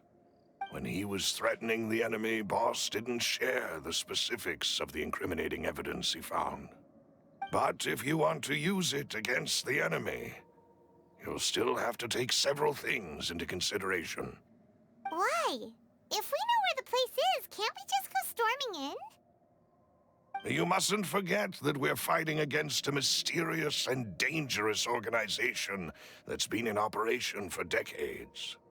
There's no telling what might be lying in wait at their headquarters. We also have no idea what kind of evidence we may be able to find inside, nor what people we may be able to capture. But a single visit to their headquarters would be tantamount to a formal declaration of war. The worst case would be that we leave empty-handed, but also open ourselves up to full retaliation. Then, in that case, why not work with the Fontaine authorities? Well, you saw one of them dissolve during Mr. Linney's case. We have no idea just how thoroughly they may have been infiltrated. Huh. That's true. Seems my father really had no choice. But things are different now. It should be a lot easier to prove the other side's guilt, now that we've connected Synth with the disappearances case. You sound like you've put a lot of thought into this, Malus. I am the butler, after all. I live but to serve the boss and Demoiselle's will. I've always been willing to take on any kind of risk for your sake. But considering my relative lack of ability, I've spent my time keeping secrets, performing basic investigations, and waiting for the right time to come. Thank you for all of that, Malus. Have you discovered anything new in the past few years? Let me think. One conclusion I came to is that the enemy must be quite familiar with Spina di Rosula, or at least have an informant planted here. When I announced orders to the organization's members on Demoiselle's behalf, I used to deliberately keep a few people in the dark and observe the reactions of the synth vendors. If the vendors didn't change their plans, then the individuals informed of our orders must be innocent. If the vendors packed up and fled, however, then someone must have given them the news. After several rounds of testing and investigative tracing, I've narrowed the suspect list down to 3 people. The first is Florent, Spina di Rosula's senior advisor. Huh? Florent? Yes, surprising, isn't it? He was one of the people Boss trusted the most, which also means that he was someone who understood Boss really well. Thanks to his position within Boss's innermost circle, he always knew our upcoming plans and could thus avoid capture this whole time. There's someone else like him too. Marcel, the head of Confrérie of Cabrières. Uncle Marcel.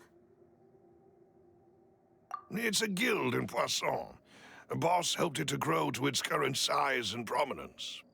In the beginning, they were only reselling some daily goods, but now they're one of the richest guilds around with a lot of business connections in the city. So, they're like a sister organization of Spina di Rosula? Yes, you can say that. When we were fighting against the synth dealers, they provided us with plenty of support. It's a bit difficult to imagine someone using their own money to hunt down themselves. The final suspect is Tiri, the man responsible for coordinating information between Spina di Rosula and the guards. Although the guards mostly leave us to our own devices, there are still many activities we have to report to the local authorities. Since Tiri is always in the know about our current activities, he could theoretically always plan one step ahead. I see. These are all people who I communicate with quite regularly.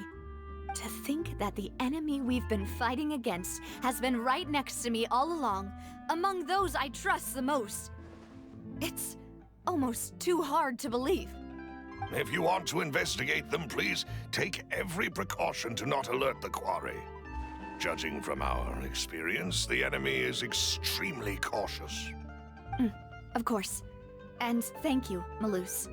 You've provided us with a lot of great information. You're too kind, my lady. I'm just doing my duty. And before I forget, proving Boss's innocence would also mean clearing him of blame in Jacques' death. After that incident, Jacques' wife and daughter were taken into the Spina's care. They still live in Poisson today. If it might help, you could also pay them a visit. I can make the necessary arrangements. Oh, thank you so much, Malus. You really are the best. A new case awaits, my dear partner. I hope we can work together to uncover the truth and end this case once and for all. It is settled, then. Please excuse me, and enjoy your conversation at your leisure. Thank you for arranging everything for us, Malus. Excuse me, miss. Do you need anything from us? Oh, Hey, Navia's all quiet. This isn't like her at all. I'm sorry that I only came to visit after all this time. After what happened, I didn't know how I was supposed to face the two of you. Ah, if it's about that, there's no need to apologize. After my husband died, Spina di Rosula sent us a lot of mora and support. I understood your guilt and apology to be genuine. But aren't all of those things nothing compared to the loss of Jacques? I can understand the kind of pain that comes with losing a father so needlessly. You don't understand at all. I didn't know how to face you, because I didn't know what I could possibly bring as a consolation gift. I know only the full truth could bring closure to you, and to all of us. I'm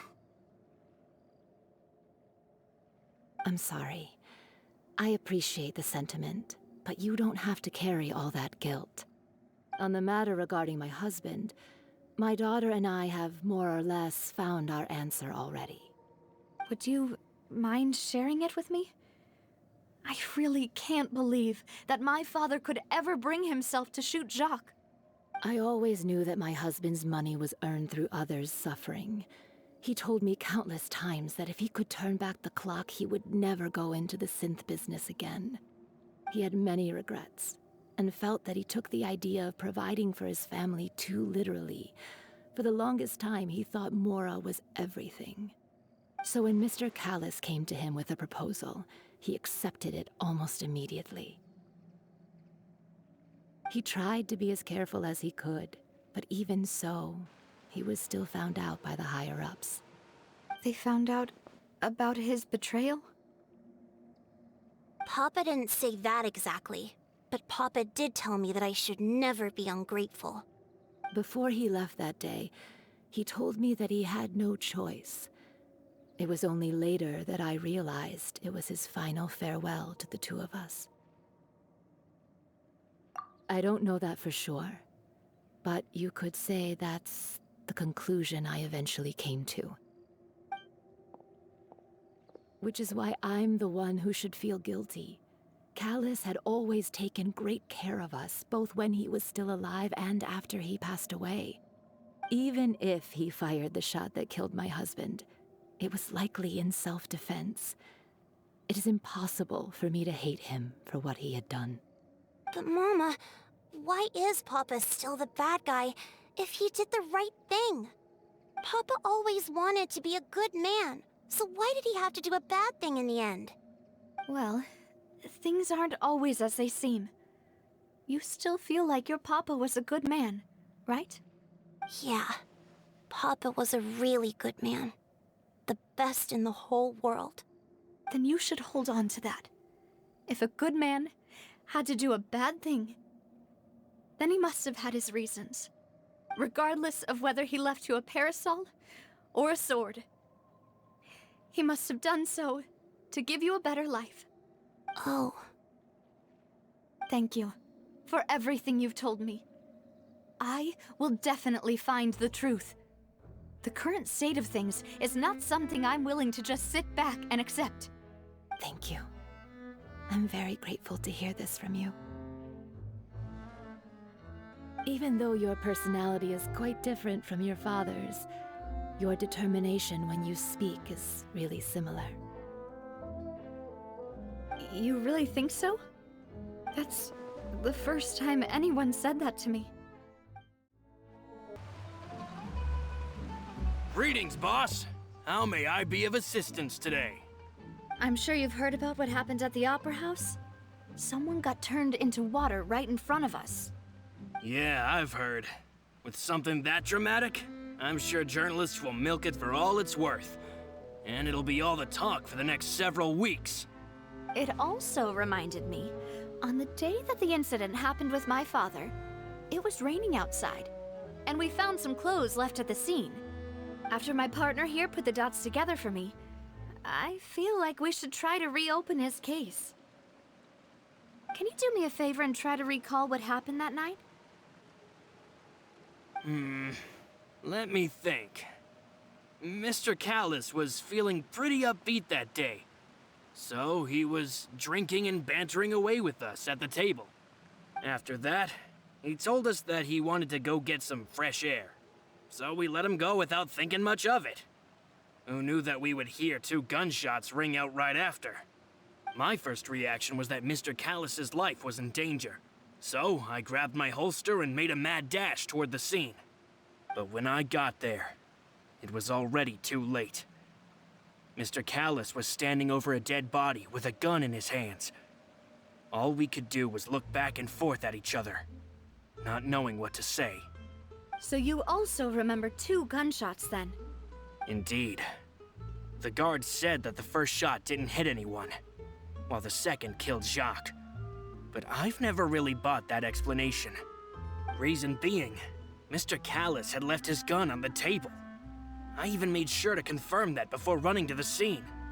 But according to the guards, that doesn't mean he couldn't have had other guns on his person. About the clothes left at the scene that you mentioned, do you think there was a third person there who was turned into water? At least from our perspective, my father had no reason to kill, so he would also have no reason to bring an extra gun with him. The gun he was holding probably belonged to Jacques, or a third person on the scene. Yeah, that makes a lot of sense. So you're saying Mr. Callus ended up with the gun because he seized it from one of the other guys? But hold on. If that's what had happened, then why didn't he share the truth with any of us? He didn't even want to face the Oratrice machine, and chose instead to prove his honor in a duel. Did he lose all faith in the courts after seeing someone dissolve right in front of his eyes? About that, Malus told me a thing or two. So, I think I can understand why he committed to the duel. I'll tell you everything once the whole truth has been revealed. I understand. Then, I'll leave Mr. Callus's honor in your hands, boss. And if I may just say one more thing. The whole Callus the Unfaithful epithet has been a thorn in my side since the day it was invented. Many people have laughed at me for still calling him Mr. Callus, even after so many years have passed. But it was Mr. Callus's trust that allowed me to rise through the ranks of Spina di Rosula and live the life I lead today. No matter what others might say, he'll always be the man I respect the most. And he'll always be my boss. Don't worry. I will definitely find the truth. You and all our other comrades at the Spina deserve to know the truth as well. Hey, Thierry, it's me. Oh, now, what brings you here, Miss Navia? I've heard that you made quite the name for yourself at the Opera House. Oh, so you've caught news of that already. Oh, okay. Hey, I'm also a member of the Guards, you know. The way you make it sound, people would think I was sent off to Poisson because I had done something wrong. Are you sure there isn't a little bit of truth in that? Under normal circumstances, shouldn't you have been called back to the city already? I mean, where I work is really up to me. Let's just say I enjoy the ambiance of Poisson. Callus did a fantastic job running the town, building Spina di Rosula from the ground up and clearing many obstructions in my way. It would be next to impossible for me to find a similarly easy but high-paying job in the city. Anyway, enough chit-chat. Are these two friends of yours? You, here for some formal business? Yes. These two are my partners. What happened at the Opera House made us realize that Linny's case and my father's may be related. We're trying to reinvestigate the details of my father's old case. Ah, I get it. You think there might be more to the case now that we know people can be dissolved into water, right? I was also flabbergasted when I first heard of it. If you want to go through the original files from your father's case, I can help you look for them. That'd be much appreciated. Thank you. Actually, I have another question. Do you have the authority to dispatch Gardamex? Of course. Without them, I couldn't possibly handle Poisson on my own. Why do you ask? We definitely can't use them to forcefully get more evidence for your father's case. Well, you see, just recently, we were attacked by a horde of unnumbered Gardamex in the city. So, if you hypothetically wanted to do something against me, all you would need to do is get rid of the mecha serial numbers and send them after me. Then you think too highly of my abilities. Dispatching mecha is very different from controlling them. If I had to make an analogy, when you order a dish, the chef will make it for you. You can ask the chef to cook, but not to massage your shoulders or carry your baggage. If you try to make unreasonable demands, the chef would just think you're out of your mind and ignore you completely. The same goes for me and my Gardamex. Removing a serial number is also not as easy as you might think. There are a lot of complex steps to it, and it's almost impossible to keep it a secret. So I can promise you, those mecha were definitely private units. They're certainly not cheap. So, whoever their owner is must be super rich, powerful, or both. Now that you mention it, though, being in the synth business would definitely be profitable enough to afford this. Oh, then you're officially in the clear, Thierry. Oh, well, thank you for the vote of confidence, Navia. Jokes aside, I'd like to wish you all the best with your investigation. I'll be staying in the city for a little while, so just come find me if you need any support from the guards. I'll see what I can do for you in Spina di Rosula when it comes to guard stuff, but don't go advertising it to everyone else.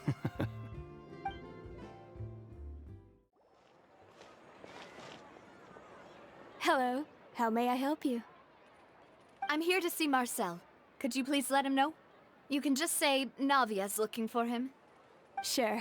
I will let him know right away.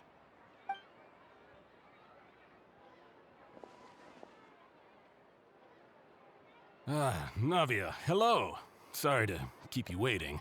I'm not as young as I used to be, so my legs are giving out a bit. Oh, it's all right, Uncle Marcel. There's no need to stress. I just wanted to talk to you briefly about what happened in the Opera House. I'm sure you saw everything too, right? Yes, I've never seen anything so strange.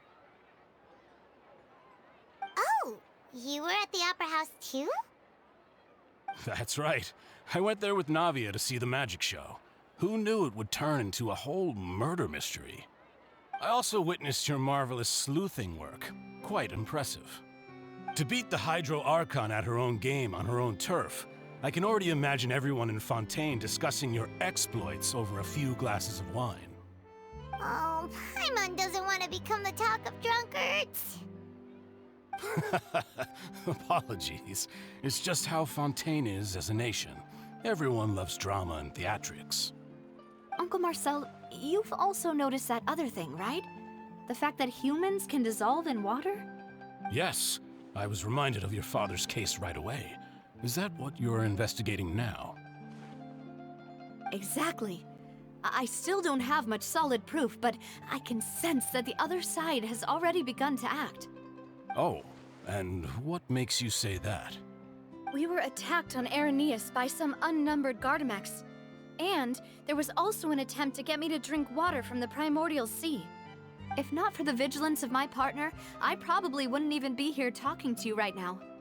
Oh, you're giving us too much credit. Wasn't it you who protected us? Alas, it seems things are heating up again. The peace that Callus sought so dearly will soon become a thing of the past. We've talked to all three suspects, purely based on their conversations with me. None of them sounded particularly suspicious. I suppose that's to be expected, though. If a single conversation's all that's needed to find them out, then my father wouldn't have needed to investigate the case for so many years. Anyway, even though we didn't make a breakthrough, let's still compile what we were able to find. But where should we start? Ah, you're right! Flora mentioned that Callus probably only ended up with the gun because of circumstance. That makes sense. According to Jacques' family members, he already told them that he had been discovered, and that he had no choice before he left home that day. If I had to guess, he probably received an order from the synth boss to kill my father. Had he refused, he and his family's lives would have been forfeit. So, Jacques fired the first shot? Oh? And why is that? Ooh, that's a good point. Jacques probably already knew that he was just being used as a tool for murder. And once he had completed his mission, he'd be of no more use to his boss.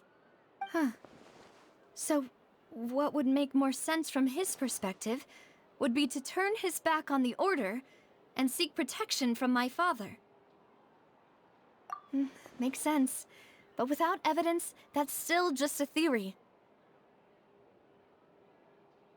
Besides Jacques, the attack from the Gardamex has been bothering me quite a bit as well. It's obvious that our enemy has become more antsy after the secret of the primordial seawater was revealed.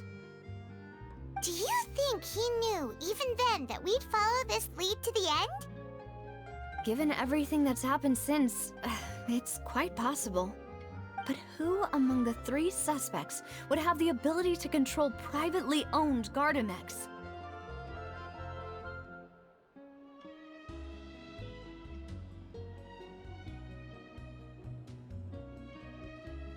Uncle Marcel? My father did really trust him. And they worked together on a large number of projects. Maybe that's how he got to know Jacques. And with funds from the Confrérie, he could also afford a large number of Gardamex. Still really hard for me to imagine, though.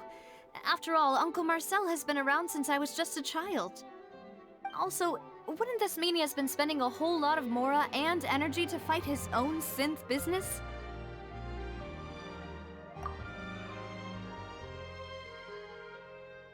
Florent? It is true that he was closest to my father, and thus had the best chance of learning about his dealings with Jacques.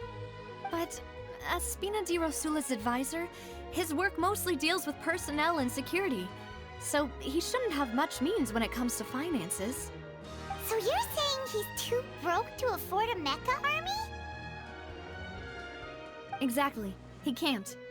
And even if he could, I don't think he would be able to dispatch a whole group so quickly.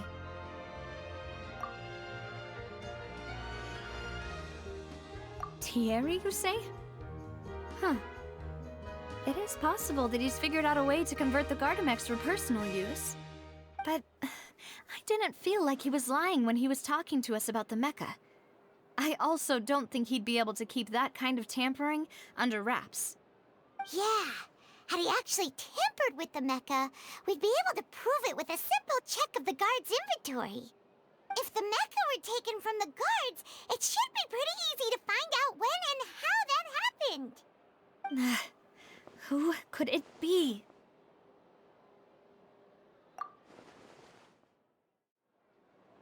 You know, if you think everything through, Uncle Marcel is indeed the most suspicious of them all. Could we be missing other suspects? Malus didn't know about the people turning into water thing when he narrowed it down to these three, did he? Malus has always been very reliable, and his judgment of others' trustworthiness has been fair and well considered. When he laid out his case for the three, the rationale he gave me made a lot of sense as well. The suspect is knowledgeable about the Spina's internal affairs, has the means to dispatch Mecha to assassinate us, and possesses significant intellect and foresight. Even if I don't want to believe it, I'm starting to see how things could all tie back to Uncle Marcel. Well, we still have another trump card on top of all the theorizing and speculating. Yes, Malus did say that charging straight in there would be extremely risky, but we don't have any other options right now. We need far more solid proof before we can hope to go charging in on our enemy. Navia, here you are. Oh, I've been looking for you. Huh? Aren't you the guy from the guards? Did something happen? Yeah. News came from Irenaeus just after you left. We've got another trial on our hands. Wasn't that place built specifically for holding trials? What's so newsworthy about this one? I know. But they said the person they're putting on trial is a Fatui harbinger called Tartaglia. What? Is that someone you know? Yeah, we know him. Maybe even a little too well. Well, he's been accused of being the true culprit behind the serial disappearances case. It's absurd, don't you think? Wait, how? None of our investigations have had anything to do with him. That's what I thought was strange about it, so I came to tell you the news right away. If the charge against him stands, then it'll be next to impossible to get the guards to support any of our planned investigations. Right, because they'll think they've already found the culprit. Yeah, and it'll be a lot harder then to clear Mr. Callus's name. I understand. Well, partner, what do you think we should do? We still haven't found any conclusive evidence. Huh? Split up? What do you mean?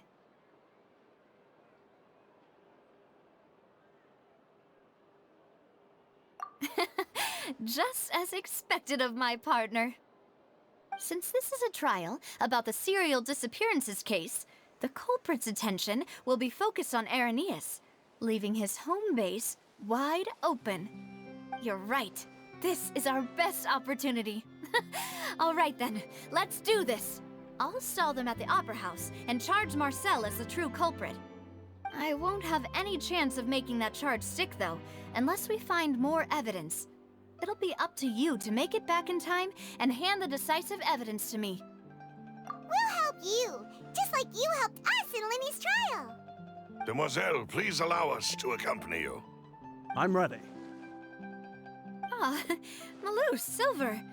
When did you two get here? We heard that you'll be leaving Poisson and figured that you might require our assistance. It's our hope that your confidence will be bolstered with the two of us by your side. Thank you so much. Then, let's make haste for Arrhenius. Paimon, Traveler, I'll see you at the Opera House. See you then!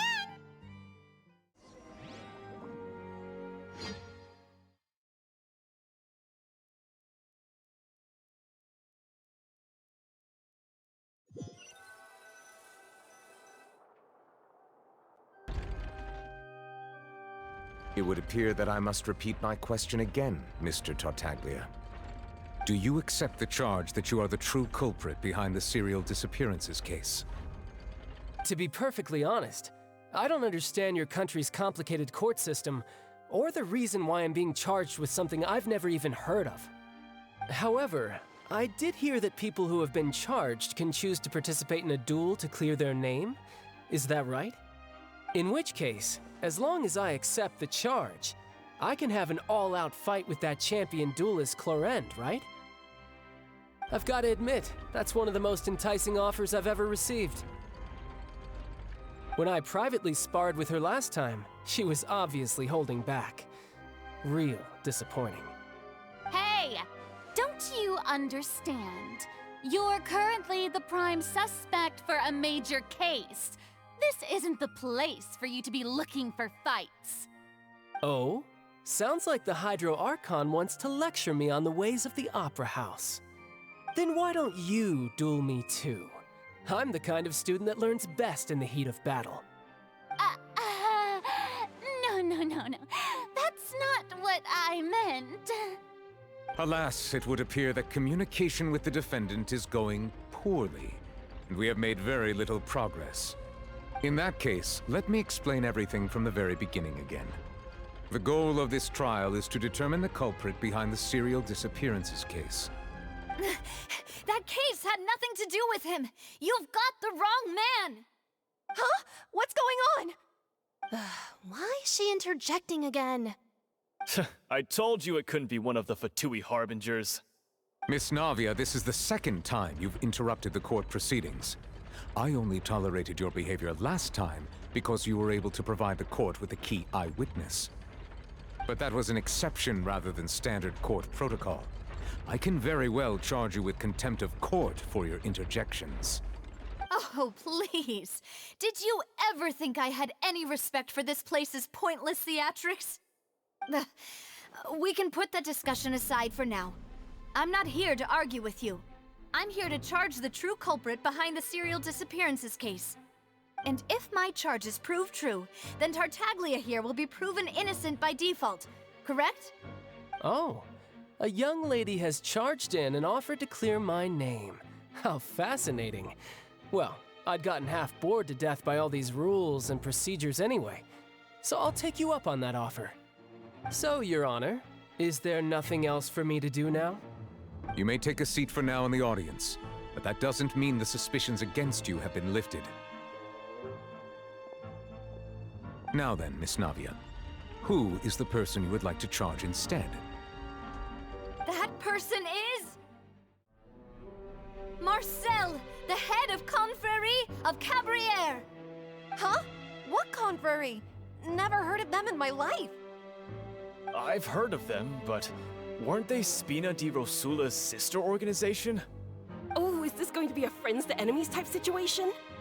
Please let me remind you, Miss Navia, that charging someone is an incredibly serious matter. Committing to the charge also means taking on the legal responsibilities associated with it. And if the charge fails, depending on the circumstances, you may also be charged with the crime of making a false accusation. Knowing this, do you still wish to charge this man? Yes, I do. In that case, I declare the charge to be valid. Miss Navia and attorneys, please take your places on the court.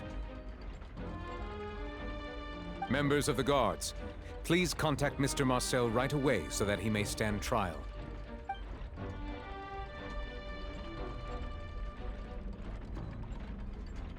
Mr. Marcel, you will not require an attorney. Is that correct? Apologies. It all just happened so quickly. I still haven't figured out what's going on. I think an attorney won't be necessary. This is probably just a misunderstanding between me and Navia. Very well. In that case, since both sides have now arrived, Miss Navia, please present your charges. I would like to take everyone back to 3 years ago, to the case of Callus the Unfaithful. Only through elucidating what really happened in that case can we connect all the dots for the serial disappearances case. Navia, do you really think that I was the one who killed your father? Come on, why would I do that? Callus was my benefactor, and remember, both you and I only ran to the scene when we heard the sound of a gun. If that's enough to make me a suspect, wouldn't that make everyone at that banquet a suspect as well? I think there's no point in getting into the specifics right now. The audience doesn't even have the big picture yet. Even I'm struggling to remember some details of that case. Exactly correct, Your Honor. I must refresh everyone's memory about that case before I can explain my charge and reasoning. I see. In which case, I will recount the findings about that case as originally recorded by Maison Gardiennage.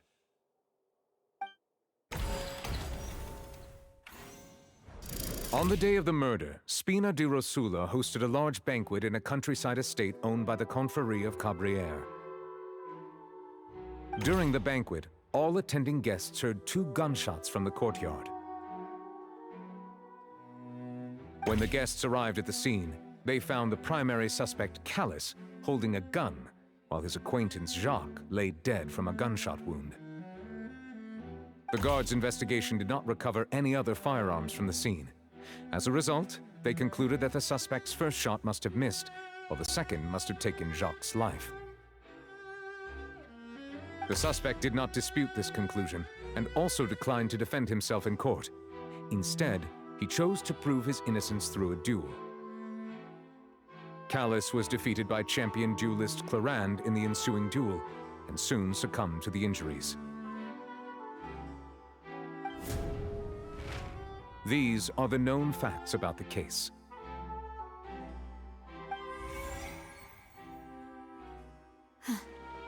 The one with the motive to kill was Jacques, not my father. And even so, Jacques still had no reason to pull the trigger. In truth, the third person shot Jacques first, and was shot in turn by my father when my father seized the gun from him. After that, the true culprit turned the third person into water, erasing all traces of him from the scene. Thank you for the summary, Your Honor. Of course, the guard's conclusion appeared quite sensible to us at the time. However, we should revisit the case now that we've gained new information about the abilities of water from the primordial sea.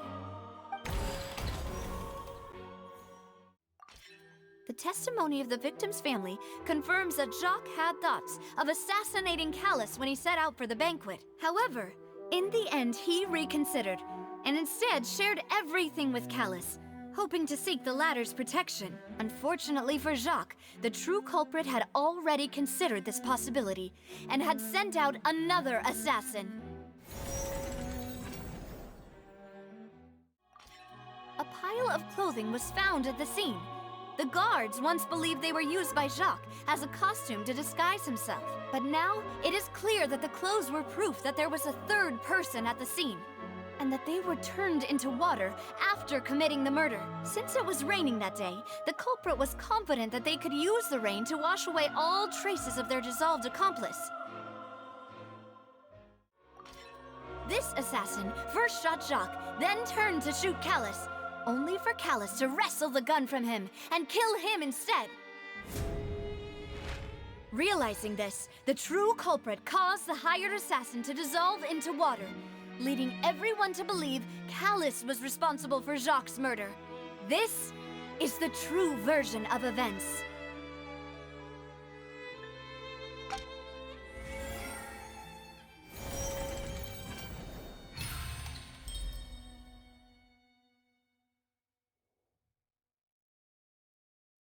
So that's what happened.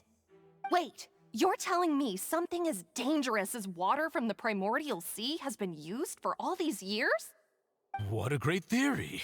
It also explains Callus's and Jacques' respective motives. I guess they didn't shoot each other after all. Mr. Marcel, you are the one being charged with the crime. You should provide a rebuttal if you wish to prove your innocence. Ah, but I think I agree with everything Navia just said. In fact, there was nothing in her speech that directly implicated me. Then, may I ask some questions? In my opinion, we primarily need to determine two things. One, do you have the evidence to back up your claims? I'm afraid not. At least not at this very moment. Boo! If you don't have any evidence, you should just go home! I may not have the evidence with me, but I know where I could go to collect it. If we look up the deserted clothes against a record of people who went missing around the same time, we should be able to find a match. Considering the serial disappearances case, the guards probably kept careful records of all missing persons from around that time, regardless of age or gender. That makes sense to me. Monsieur Neuvillette, I would consider this to be a reasonable investigative direction. Why do I feel like Farina's acting a little differently today? Maybe she's scared of embarrassing herself again? Alternatively, she's become more diligent after charging an innocent citizen in the last trial. My second question has to do with the ensuing duel. If the truth is indeed as you described, then why didn't Mr. Callus explain himself in court? If he had testified that a person had been dissolved, he could have at least mounted a defense. I've thought about this too, and the answer is actually pretty simple. He felt there were things that were more important to him. The dissolving power of water from the primordial sea is an important secret for the true culprit of the serial disappearances case. My father could have exposed it for all to see, but he chose to take it to the grave. At that time, Spina di Rosula was in dire straits, and his reputation had already been shattered. He had no guarantee that going forward with the truth would allow the culprit to be brought to justice. What was certain, however, was that it would paint a gigantic target on my back. Boss once told me that Demoiselle had already been selected as the next target of the serial disappearances case. What? If the secret had gotten out, the culprit would have fought an all-out war with Espina right there and then. I wouldn't have been the only one in danger. All of us would have stood to lose our lives. Of course, the guards might eventually figure out the truth of the matter and determine that we were in the right. But what good would that do? How can a hollow verdict protect anyone? Had this opera house ever given my father any kind of confidence in its brand of justice, Spina di Rosula would have had no reason to exist. But by staying silent, we retained the ability to deter our opponents and continue the stalemate. I was able to become Spina di Rosula's president, which made me harder to target, as well as giving me more time to grow and learn. And once I have figured out the truth and stepped up to the challenge, I will do what this opera house cannot, and restore my father's truth and honor back to him. So, you mean to say, your father intended to die in the duelist's ring? That's right. Do you have any proof? Of course. All you need is to ask his opponent, Clarand. I don't need your apology, your guilt, or your support from the shadows. You don't have to do anything for my sake. But since he entrusted his will to you, Clarand, you should tell us the truth about his sacrifice. So, during the duel, did you believe that Callus was intending to die? Yes, I did. As a champion duelist, I've fought many battles and taken a countless number of dishonored lives. In my line of work, I've seen all kinds of people give their all for the faintest hope to continue living. Some were determined, others passionate, and some even manic and twisted. Just one look and I can tell if a duelist is hoping to live or if they're looking to die. I hereby swear on my name and honor as a champion duelist that Mr. Callus never intended to leave the ring alive. Since that's your testimony, I have no more questions. It appears there really are good grounds to reopen this case. I concur. However, Miss Navia, you still have not explained the link between your father's case and the serial disappearances case. Right? What she said was fascinating, but kind of beside the point. Wait, weren't they just talking about the serial disappearances case? Of course, Your Honor. The two cases are connected via a matter of timing.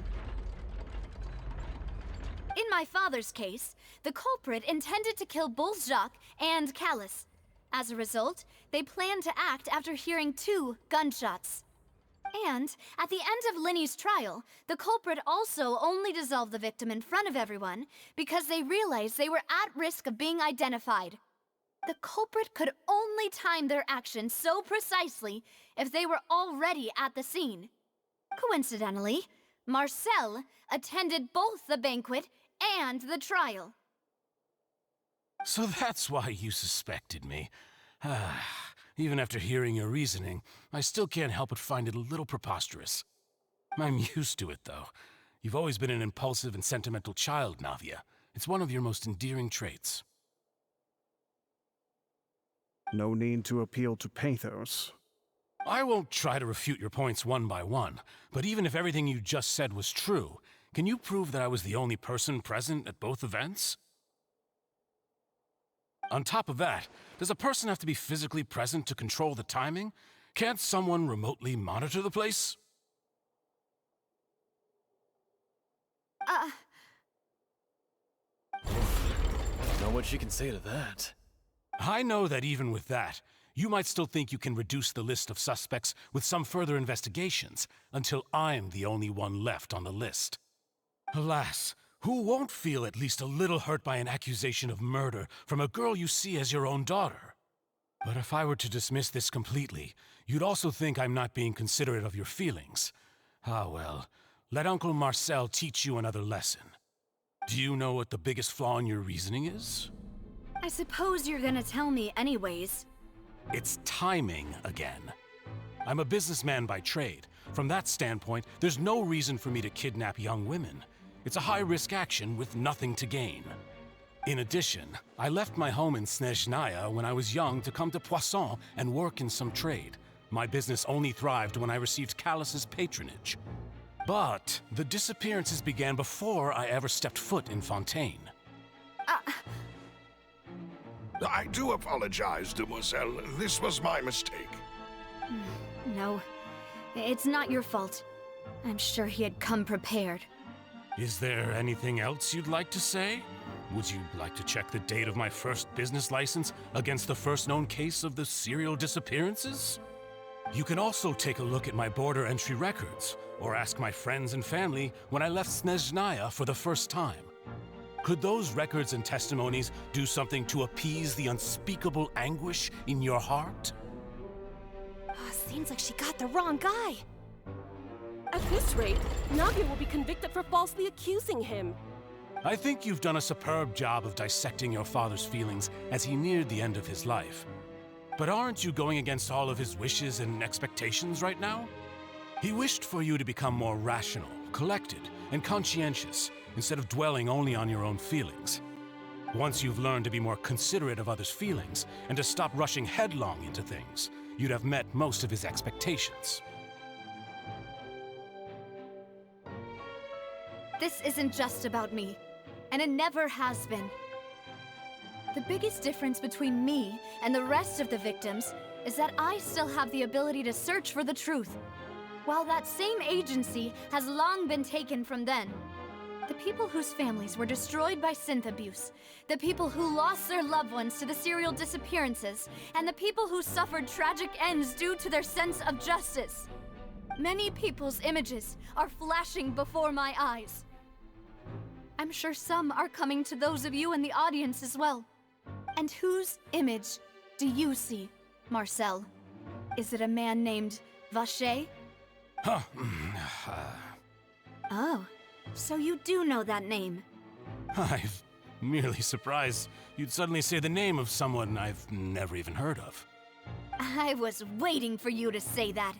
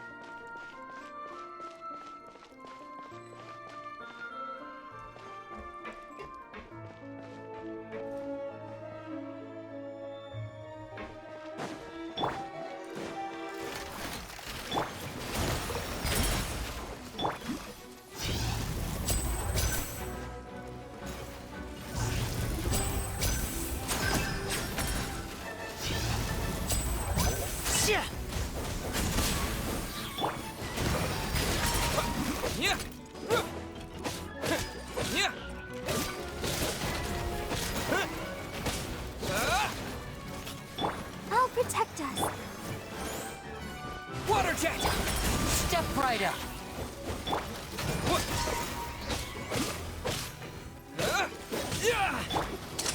Here comes the finale.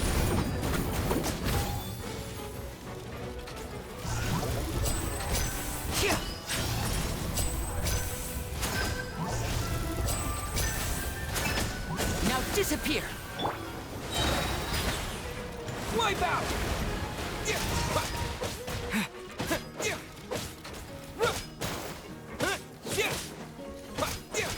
Water jet!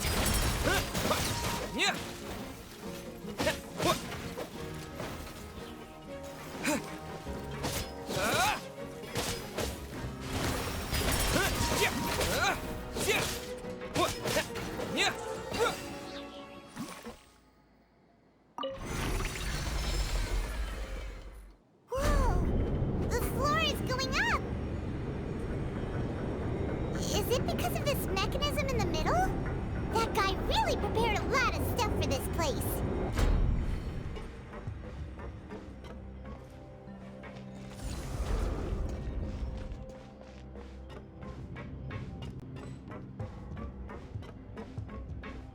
Paimon thinks we need to go up, but Paimon doesn't see a way.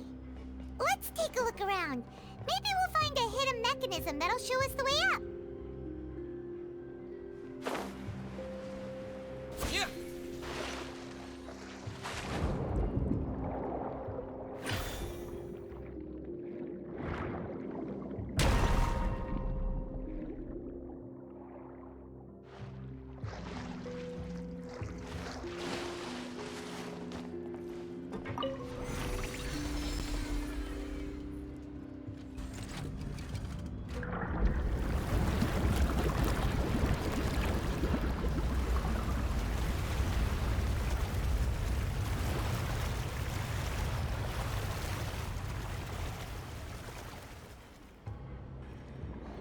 The water level is rising. Now we can swim to the top. But this is still a ways away from where we need to go.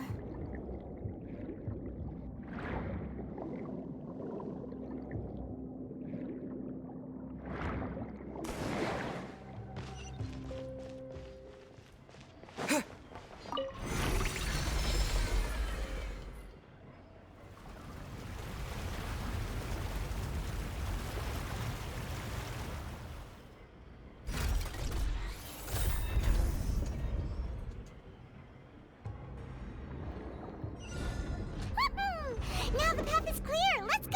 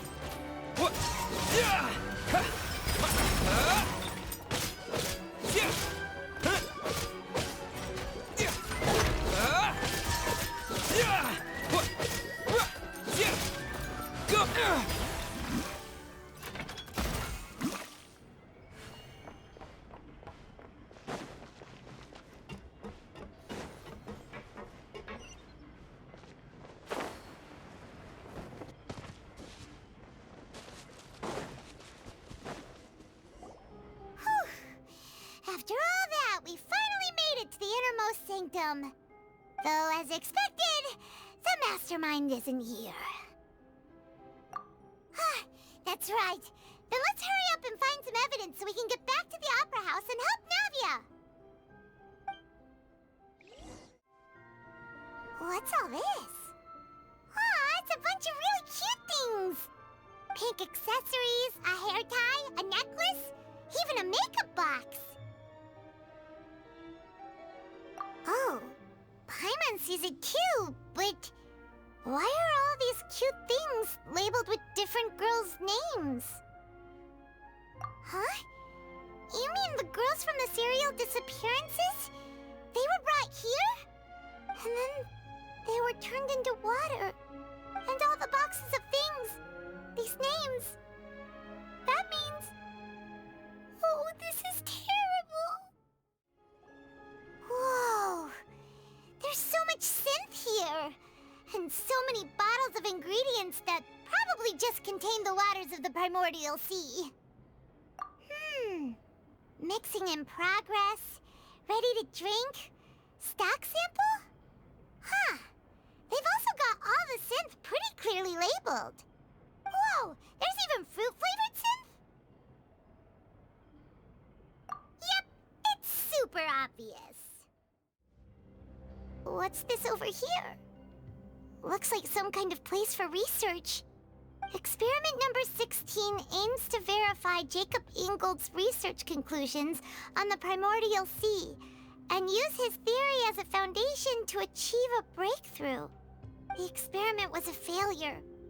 No individual managed to resurface from the water from the primordial sea. Female specimens 22, 23, and 24 were dissolved.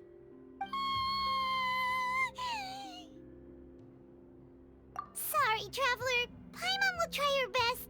It's just that Paimon's never read something so scary before.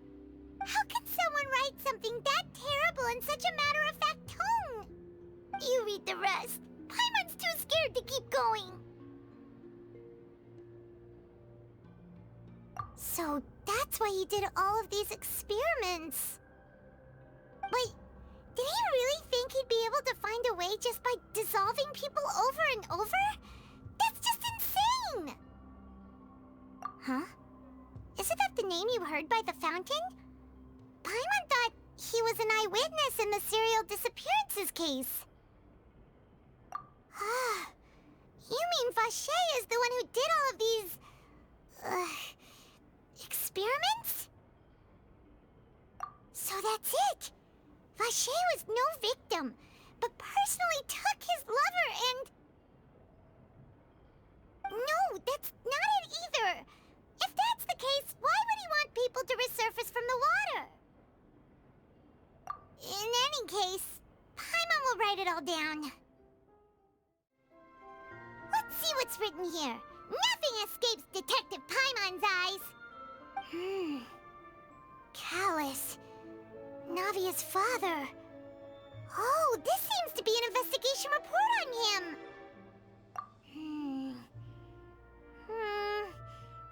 Yep, it's about finding someone to assassinate Jacques and Callus because of a lack of confidence that Jacques himself would go through with it.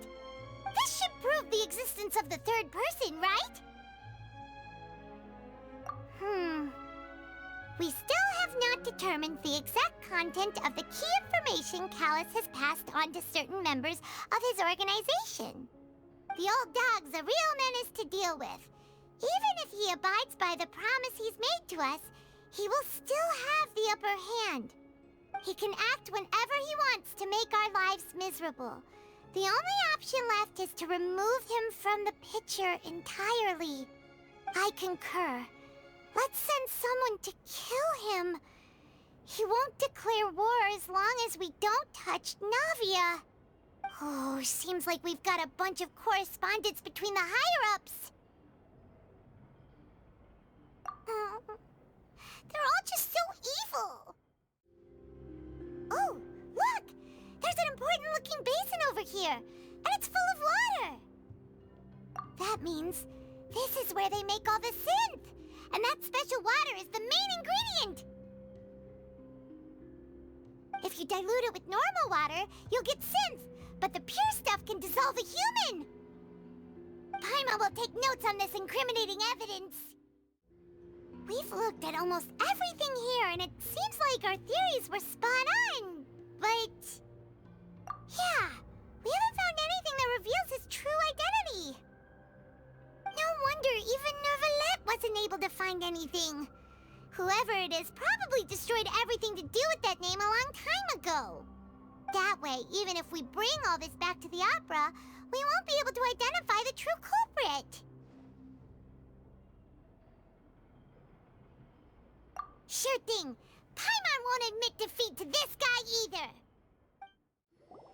You take that side and Paimon will take this side.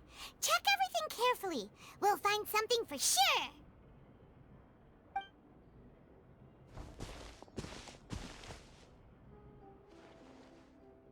Ugh. Nothing at all. And Paimon can't even find snacks either. Whoa, really? Let Paimon see!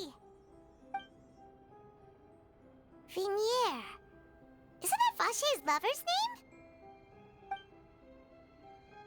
Then you found her diary. Let's see!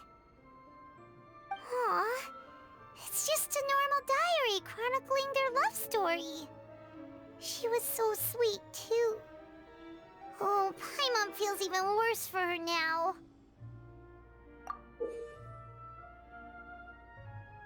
So many! A whole page's worth! But they're all crossed out. Was she unhappy with all of them? The final name she decided on was Marcel. Wait, but Marcel's pretty old. Has this case been going on for so long that he's Vache and Vinier's grown son? Hey! Paimon still hasn't figured it out yet.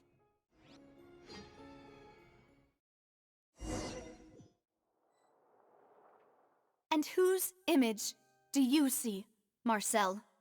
Is it a man named Vache? Huh. Oh, so you do know that name. I'm merely surprised you'd suddenly say the name of someone I've never even heard of. I was waiting for you to say that. Navia! We're back! As expected of my partner. I just knew you'd return in the nick of time. Just how often do you intend to flout the rules of this court? It's all right, Monsieur Neuvillette. Given their confidence, I expect they've found the crucial evidence.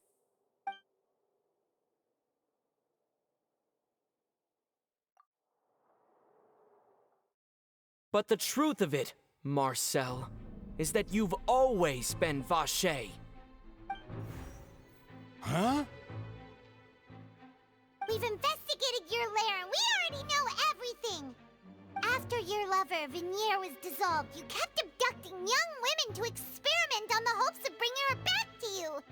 You even created Marcel as a new identity and destroyed all records of your past as Vache!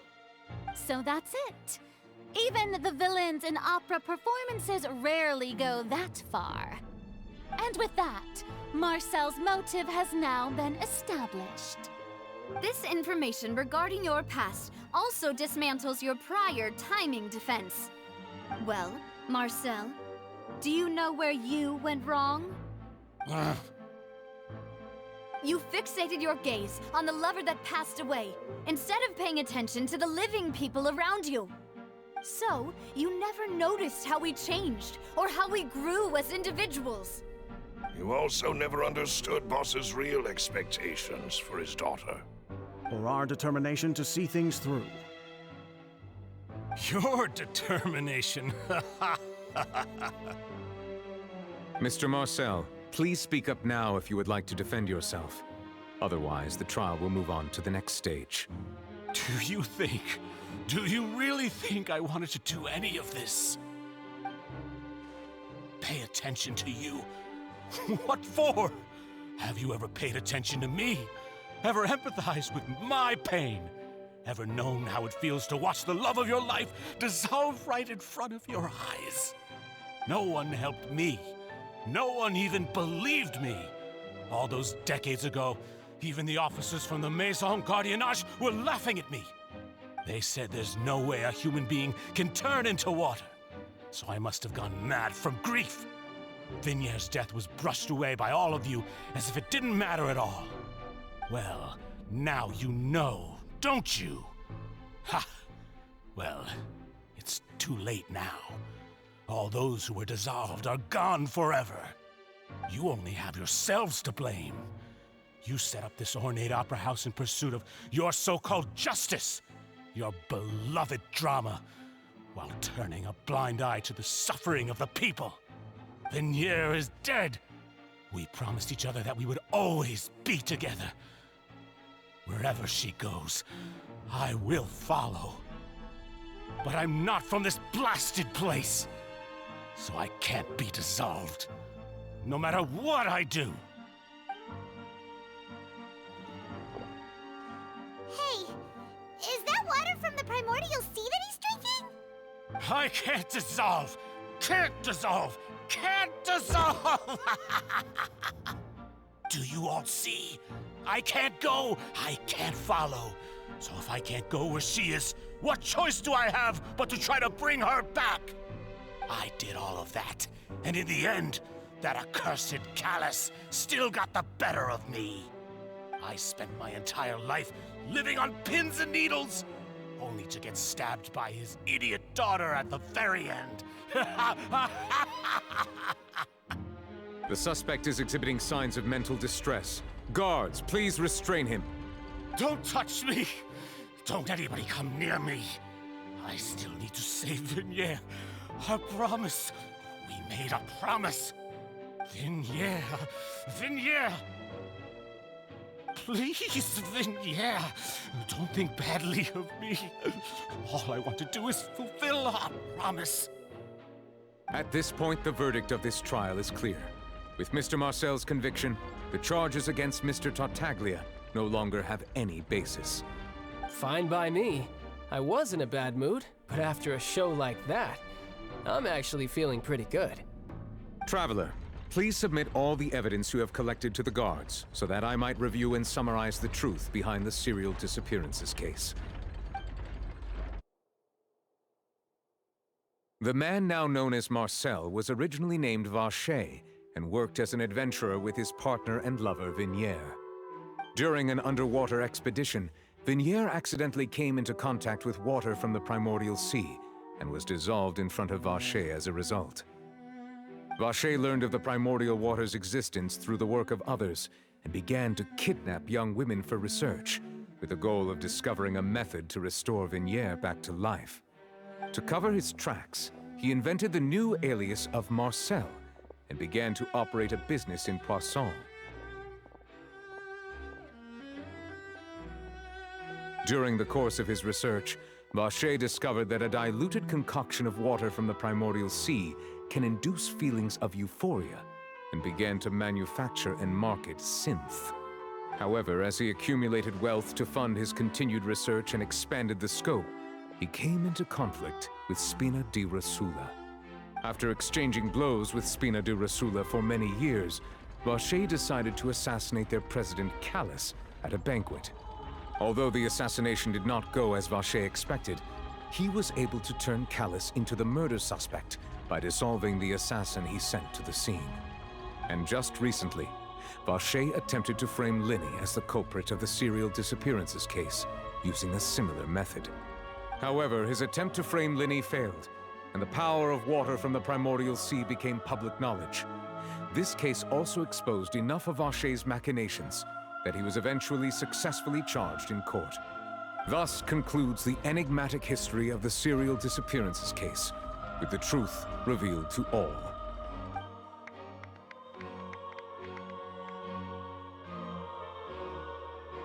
The Oratrice will now deliver the final verdict regarding the charges against Mr. Vacher.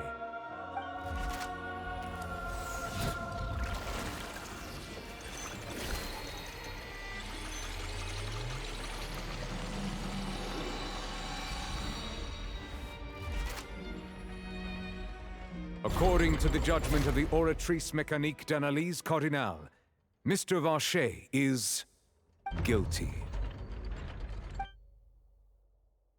Guards! Take Vacher away. Good. It's what he deserves. With that, the serial disappearances case is over now. We really just witnessed history. Who would have thought the true culprit would be such a polite and well-spoken guy? Yippee! We helped Navia bring the bad guy to justice!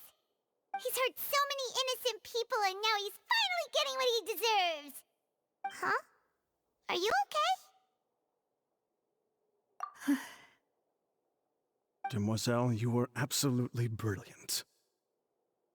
The day our late boss had always hoped for has finally come. You can rest easy now, knowing justice has been served. Yeah. It's finally over. It's all thanks to you guys. And my partner. See, Papa? Spina di Rosula's still doing well with me at the helm. Well now, hasn't this been a most delicious piece of drama? The villain has been caught, justice has been served, past wrongs have been righted, and it's a big ol' happy ending. Since it's been such a great show, I'll just let the false accusations against me slide. Either way, I've still got some business to attend to, so if you'll excuse me... Please wait just one moment, Mr. Tartaglia. What now? None of this has anything to do with me. According to court protocol, since this trial was initiated due to a charge against you, a verdict must also be made regarding the initial charge before the trial can conclude. Oh, come on. Is this really necessary? Haven't you already caught the real criminal? Isn't it time for side characters like me to exit stage left? Please respect the laws of Fontaine. This has always been the rule. All right, but this sure is a lot of hassle. All I need to do is stand over there, right? Let's just get this over with. Through evidence presented in the public trial that was just held, it has been established that Mr. Tartaglia has no direct connection to the serial disappearances case. The guilty party has been identified, and thus it is logical to suppose Mr. Tartaglia is innocent of the charges. We now turn to the Oratrice Mécanique d'Analyse Cardinale to render the final verdict on the charges.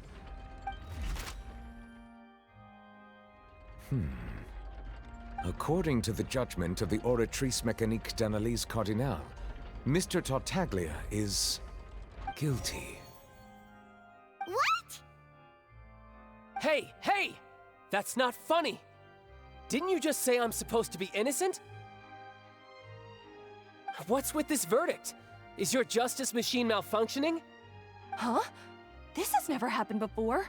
The Oratrice actually returned a different verdict from the Chief Justice. I mean, have you ever heard of an innocent Fatui Harbinger? Do you think the Oratrice might have just convicted him on general principle? But weren't the charges about the serial disappearances case? No matter what else he's guilty of, it shouldn't affect the verdict in this case, right?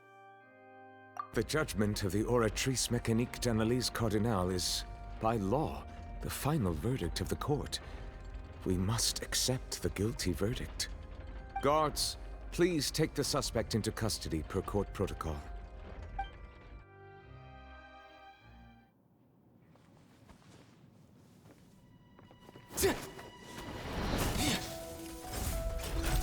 So this is how justice is done in Fontaine. What a joke. You've got your rules. Well, I've got mine too!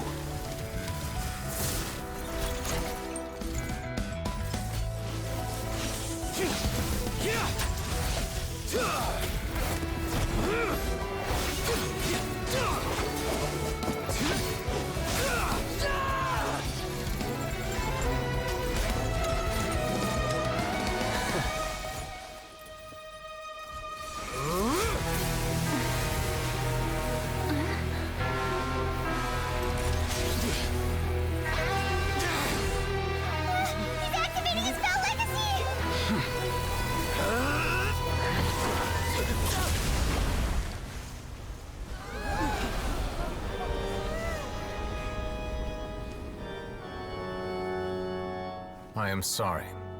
If you have been wronged, we will find the truth. But the rules of the court must be upheld.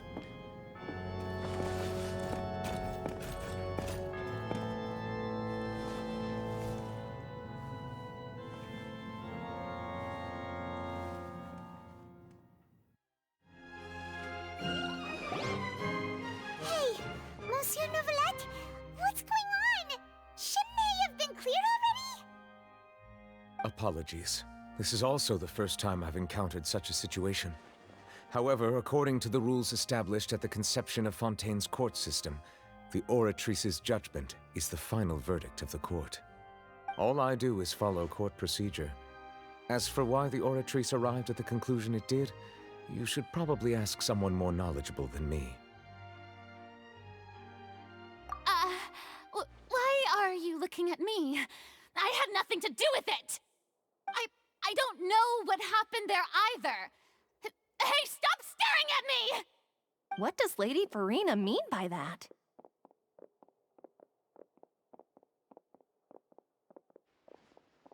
She says she has no idea either?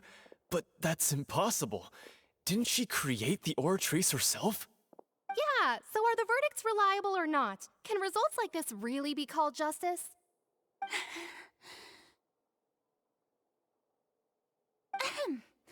My dearest citizens, did you really think we'd allow an incorrect verdict to be handed out in this court?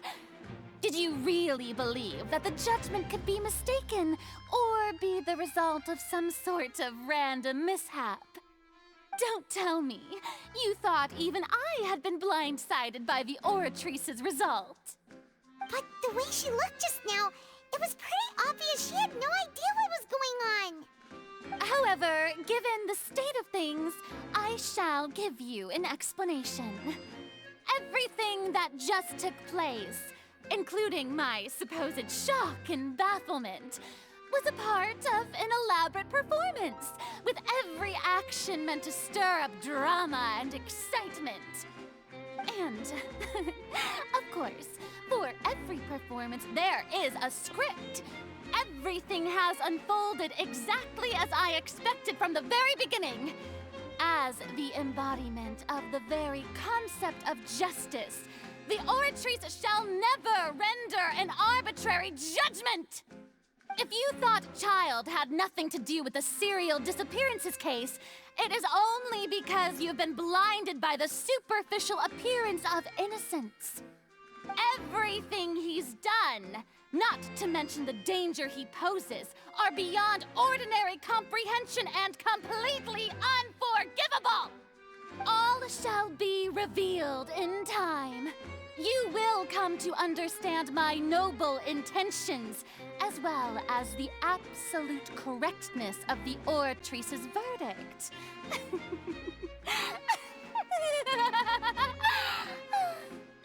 Now, having said that, although I hate to leave things hanging in suspense, it is now time for this performance to end. As the lead actress, I shall be the first to take my leave. Toodaloo! So she chose to make her escape after all, did she? So you're saying we shouldn't put much stock into what she just said?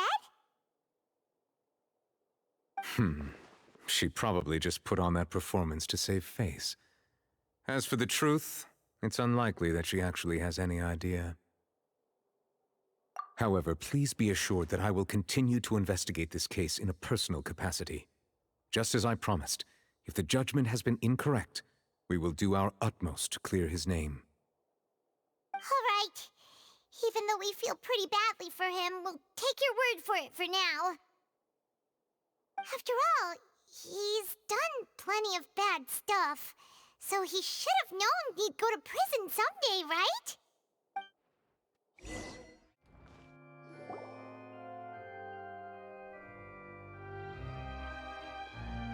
Hey, what are you doing? Quick, stop him! Traveler! Hey! Traveler! Marcel! What are you doing over here? Stop resisting arrest! Cease, or we'll add another charge to the list! No, wait! I just want to ask the Traveler something. I'm not looking to run away. Please, just let me ask this one small thing. Go on. Thank you. I was being led away when I finally realized something. Where did you first hear the name Vache? I erased all records of that name. So, unless... Are you still trying to prove your innocence? Give it up. You've already been convicted. Really? You did? You're sure? You met her? But how could that be? How did you manage to do it? The Fountain of Lucine? Then she's been so close to me all along. And I just never... Please give me a chance to talk to her again. Just let the Traveler take me to the fountain to see her one last time. This is the last request I'll ever make in my life. You can do whatever you want to me afterwards. I don't care. What? Give an inch and you want to take a mile? Do you think serial killers get to make requests like that? Paimon agrees. Why should we give him what he wants when he's only done a ton of super terrible things? This request, is it worth as much to you as your life? Of course! Wait, no. It's worth even more than my life. Humans. Will they betray the instinct to live just to satisfy spiritual needs? Very well. I will grant your request. Your Honor, I fear that... I will go with him. You do not need to worry about any escape. In that case, I shall leave him in your most capable hands, Chief Justice.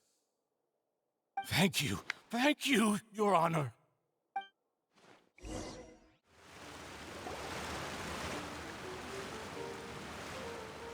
Is this the place? You said she's here, but what do I need to do to see her? Yeah, and even Paimon could hear her after drinking that thing. Didn't you just drink a lot of it on the stage as well? Oh, in that case... Vache! Ah! Yes, that's it! So you heard it too! Vignier, it's me! It's me, Vache! Vache? Vache? I'm here! Where are you, Vignier? I'm coming for you. I'm finally here for you. Hey, wait! Be careful! Hey, wait! Vignier, is that you? It's me, Vache! Vignier! Vache? Why did you come? Didn't I say? You don't need to look for me.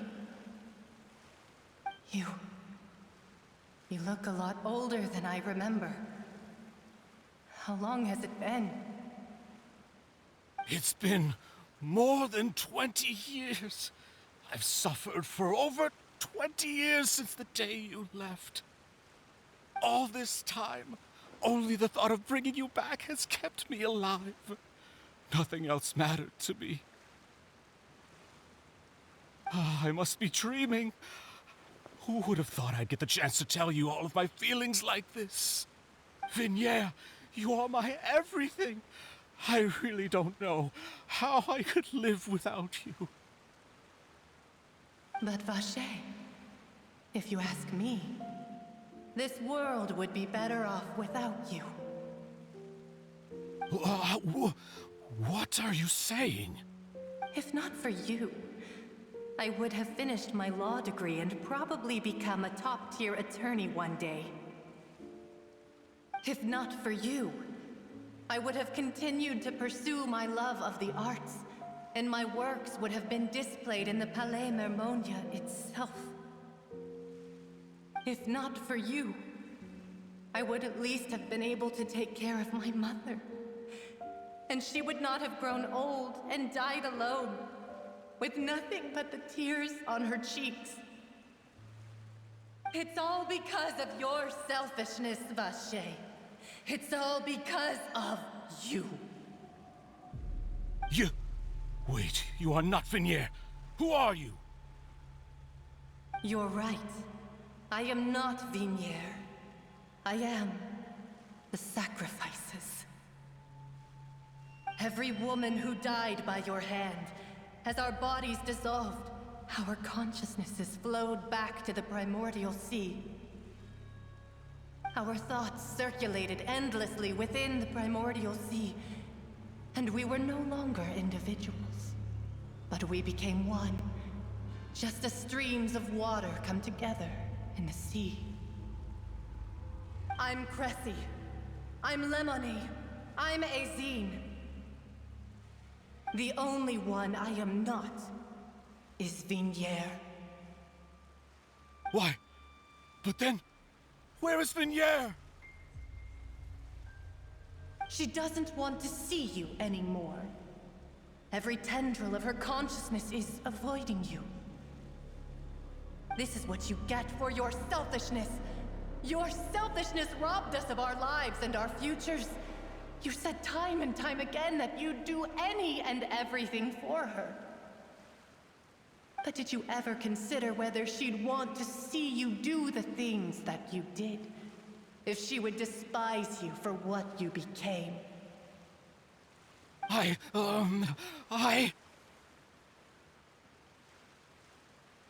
You are a liar, a heartless murderer, and a cowardly narcissist. The only thing you are not is Vignier's beloved. From the moment your first victim died and her consciousness merged with Vignier's, she has had nothing but pure hatred for you.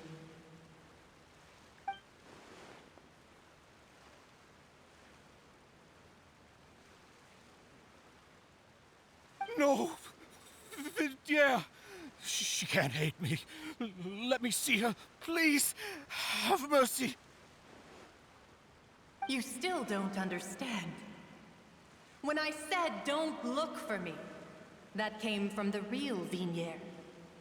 She really doesn't want to see you anymore.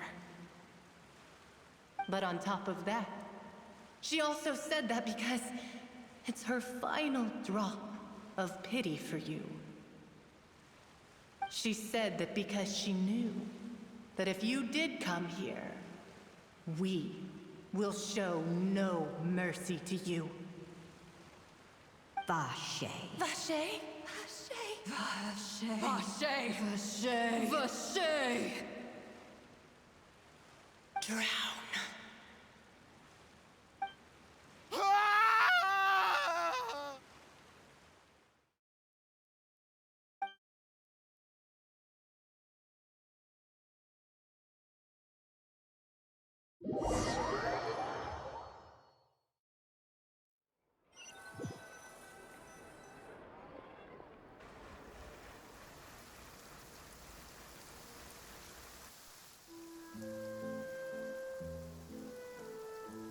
Finally, we have some time to do shopping. Gosh, it's really been a long time since we've been able to relax.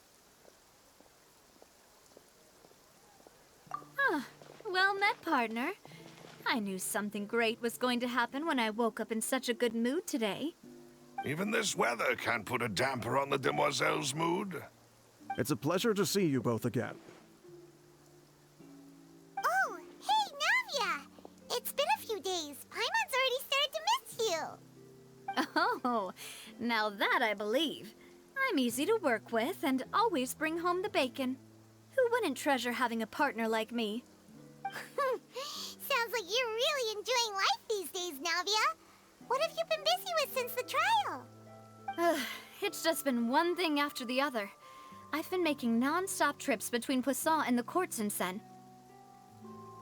Everyone from Spina di Rosula organized a memorial for my father. We never held a memorial when he first died, since everyone knew that even if we held one back then, no one was going to come. This time, though, everyone in Poisson, and even many people from the court, all attended. So his name's definitely been cleared now. That's what we like to hear. It's been the dearest wish of Demoiselle all along. That blasted stubborn fool. I was right to put my faith in him. I'm so glad I didn't give up on the case all those years ago. Oh, by the way, I ran into Charlotte just after I left the memorial service. Well, maybe it'd be more accurate to say I knew she would be there, and there was no way she'd just let me go. Huh? So you know Charlotte too? The Charlotte? Journalist from the Steambird? Yeah, way back when I first became the president of the Spina di Rosula, she was all over me. Wouldn't take no for an answer. I believe the story was called The True Heart of Darkness, Secret Tales of the Yellow Rose. To be fair though, it was a really flattering feature. So, we've been on pretty good terms ever since. She was trying to lean on our friendship to get me to do an exclusive piece on the serial disappearances case. Oh yeah, she told us about that. She's always been super interested in that case, so now her wish has finally come true too! Anyway, I told her to make sure that when she writes about you guys entering the opera house with the critical evidence, that you both sound really cool. Now that's another thing to look forward to. We trust Charlotte's skills with a pen for sure. Oh, and in other news, I also took Clarand out for a meal. Oh, are you two on better terms now? While you were investigating Vache's headquarters, Clarand gave testimony on my father's behalf. It was thanks to her that we were able to turn the tide. I wanted to thank her. I mean, there's also no point in being awkward all the time, so we took the chance to reconcile with each other. Oh, that's great! Paimon also thought Clarand wasn't actually a bad person. It's always good to have more friends. Anyway, now that the case has finally been solved, perhaps it will slowly begin to fade from the public consciousness. Oh, actually, there's still one last thing I need to do. What is it? I should pay a visit to my father's grave, and tell him the truth of what happened, as well as how it all ended. And on top of that, just how much people still look up to him, to this day. That includes me, too. Miss Navia. Indeed. We want to go too! We also think Callus is a really admirable person. Sure thing. I'd like you two to share the moment with me. After all, without you, there might not have been such a positive ending. And in that case, everyone, let's be off. Considering the recent weather, we'll be lucky if we can reach Poisson before dark. Yeah, you're right. It's been raining non-stop for a few days now. This is where my father's grave is. To be perfectly honest, even I haven't been back here for a long time. Huh? There's someone there already. Wait. That figure. It can't be... Isn't that Neuvillette? Why would the Chief Justice be here? Huh? Navia?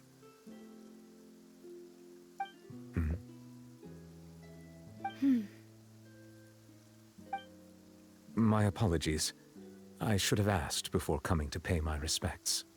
Don't say that. Sorry about that. Oh, I was trying to say there's no need for you to apologize. I wanted to show my father how much I've grown, but still, I doubt I've grown to the point that even the Chief Justice would feel compelled to apologize to me over and over. In that case, I will stop apologizing for now. You really could use some pointers on understanding human emotions, Monsieur Neuvillette. In any case, why did you come to Poisson? Well, ever since that day, I've been turning a question over and over in my head. Just what is justice anyway? There was once a time when I didn't want to believe that there could be anything more important to humans than life itself. Oh, rather than that, it's probably more truthful to say I didn't believe humans were capable of resisting the most basic instinct of living things. That they could rebel against their own nature, or consider certain things to be more important than their own lives. Which is also why I didn't stop your father from beginning that fateful duel. I believed that a truly innocent man would never throw away his life like that. That there was nothing, should have been nothing more important than one's own continued survival. But Mr. Callus proved me utterly and decisively wrong.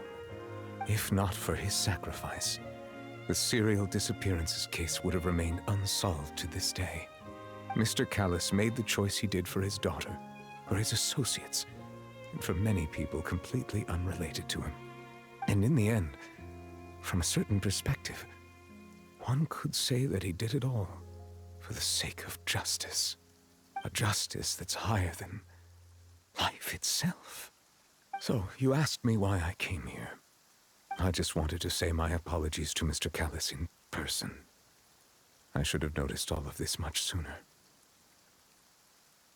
This regret has filled me with a sadness that has haunted me for days. That high and mighty chair in the opera Epiclese indeed insulates one from many important things. Spina di Rosula, thank you so much for your hard work and perseverance. I'm sorry for being mad at you before. So, you're actually one of those types that's cold on the outside, but pretty thoughtful on the inside, huh? That reminds me of Silver, one of my guys. Sorry about that. Self-expression is not one of my strong suits. Didn't I just say you don't need to apologize? Ah, so Navia and Neuvillette seem to have made their peace as well. Let's not disturb them for now. We can wait till after they're done.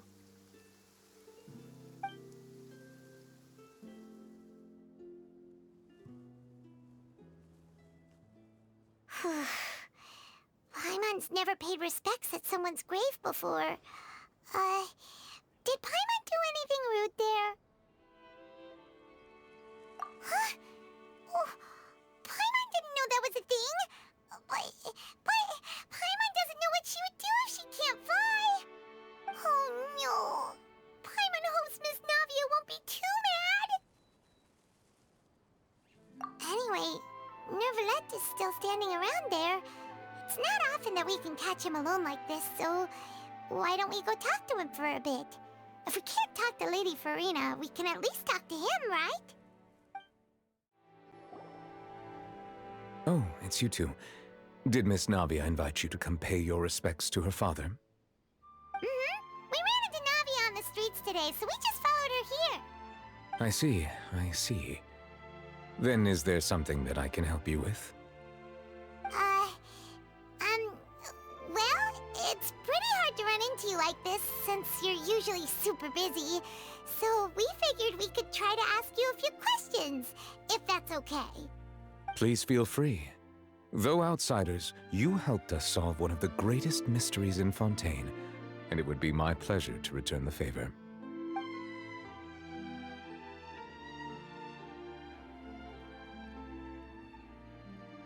So, at court, the bad guys referred to that special water as water from the primordial sea, but what is it really? Truthfully, that name is already quite accurate.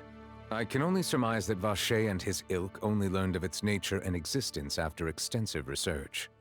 There used to be a special sea on the surface of this planet. The nature of its seawater was rather different from that of the sea we know today. Most of Tevat's life forms were first born in that special sea. You could say it nurtured much of the life on this planet. Huh. So it really was where everything began. It makes sense to call it primordial then. But today, the primordial sea no longer exists on the planet's surface. What Vacher discovered must have been some kind of special case, or a remnant from a truly ancient age. Huh. So that's how it is. Oh, you really know everything, Monsieur Neuvillette. But if that's the case, then why would people, at least people from Fontaine, dissolve in that kind of water? Indeed. Why would the primordial sea, which was known to engender and nurture life, suddenly reverse itself and devour life instead? To be frank, that also doesn't match my understanding of this world and its laws. There must still be some unknown secrets around the people of this land. Is there anything else you'd like to ask me about? That the sea levels will rise and everyone will be dissolved in water, leaving Farina crying alone on her throne, but the sins of the people will be finally washed away for good. Does that appropriately summarize the version you've heard? That's right! It was Linny that told us back then. And that about covers all the main points. Yes, up to the present, I think we reached a point where we have no choice but to confront this prophecy directly. Rumors have it that this prophecy is rooted in the last words the former Hydro Archon left to the world before she passed away. A prophecy? Of the former Hydro Archon? Wow. This is the first time that we've ever heard of it. 2 parts of the prophecy have already proven correct. The rising sea levels, and the ability of the people of Fontaine to be dissolved. We should be more vigilant, and stay on the watch for further signs. Speaking of the prophecy, Farina has also always taken it quite seriously. Indeed, she has been collecting information and intelligence from across Tevat for this purpose. If the rumors were true, then perhaps this prophecy is the conundrum left to Farina by her predecessor. But with Farina being the way she is, can we really trust her to solve it? Is there anything else you'd like to ask me about? My apologies. My investigation has still not reached its conclusion. However, I still believe the judgment of the Oratrice was not rendered arbitrarily. But you also said you thought he was innocent. For many years, I have been quite aware that the Oratrice does not simply mechanically repeat the verdict that I give on each case. As a divinely created mechanism, the people's unified faith in the concept of justice is integrated into it. Not only can it produce the incredible power of indemnitium, but it likely also possesses other traits, such as self-awareness. Which is all to say, I have been prepared for a situation like this for a long time. Huh. So when Linny told us that he heard a human voice from the room where the Oratrice's core is stored... I was not aware such a thing had occurred. Perhaps that could serve to prove my conjecture. I will add that to the list of items to investigate. In any case, I am inclined to believe that the Oratrice does have a methodology all its own. We just do not have enough information. Based on Farina's reaction, I doubt even she had any idea what was going on. She managed to bluff her way through it, though, with her time-tested twin tricks of bravado and drama. While we do intend to get to the bottom of this, for now, we regret to say that the Fatui Harbinger will just have to bide his time in the fortress of Meripede. If we did incorrectly convict him of crimes he did not commit, we will most certainly compensate him to the fullest extent allowed by the law. If you ask Paimon, the only compensation he'll want is a no-holds-barred fight with you. Is there anything else you'd like to ask me about? Your sibling, another blonde-haired traveler. I'm sorry, but I've never seen anyone who matches that description. If she ever stepped foot in Fontaine, I'm sure she followed our laws to the letter, and had no reason to appear on the stage of the opera Epiclese. Is there anything else you'd like to ask me about?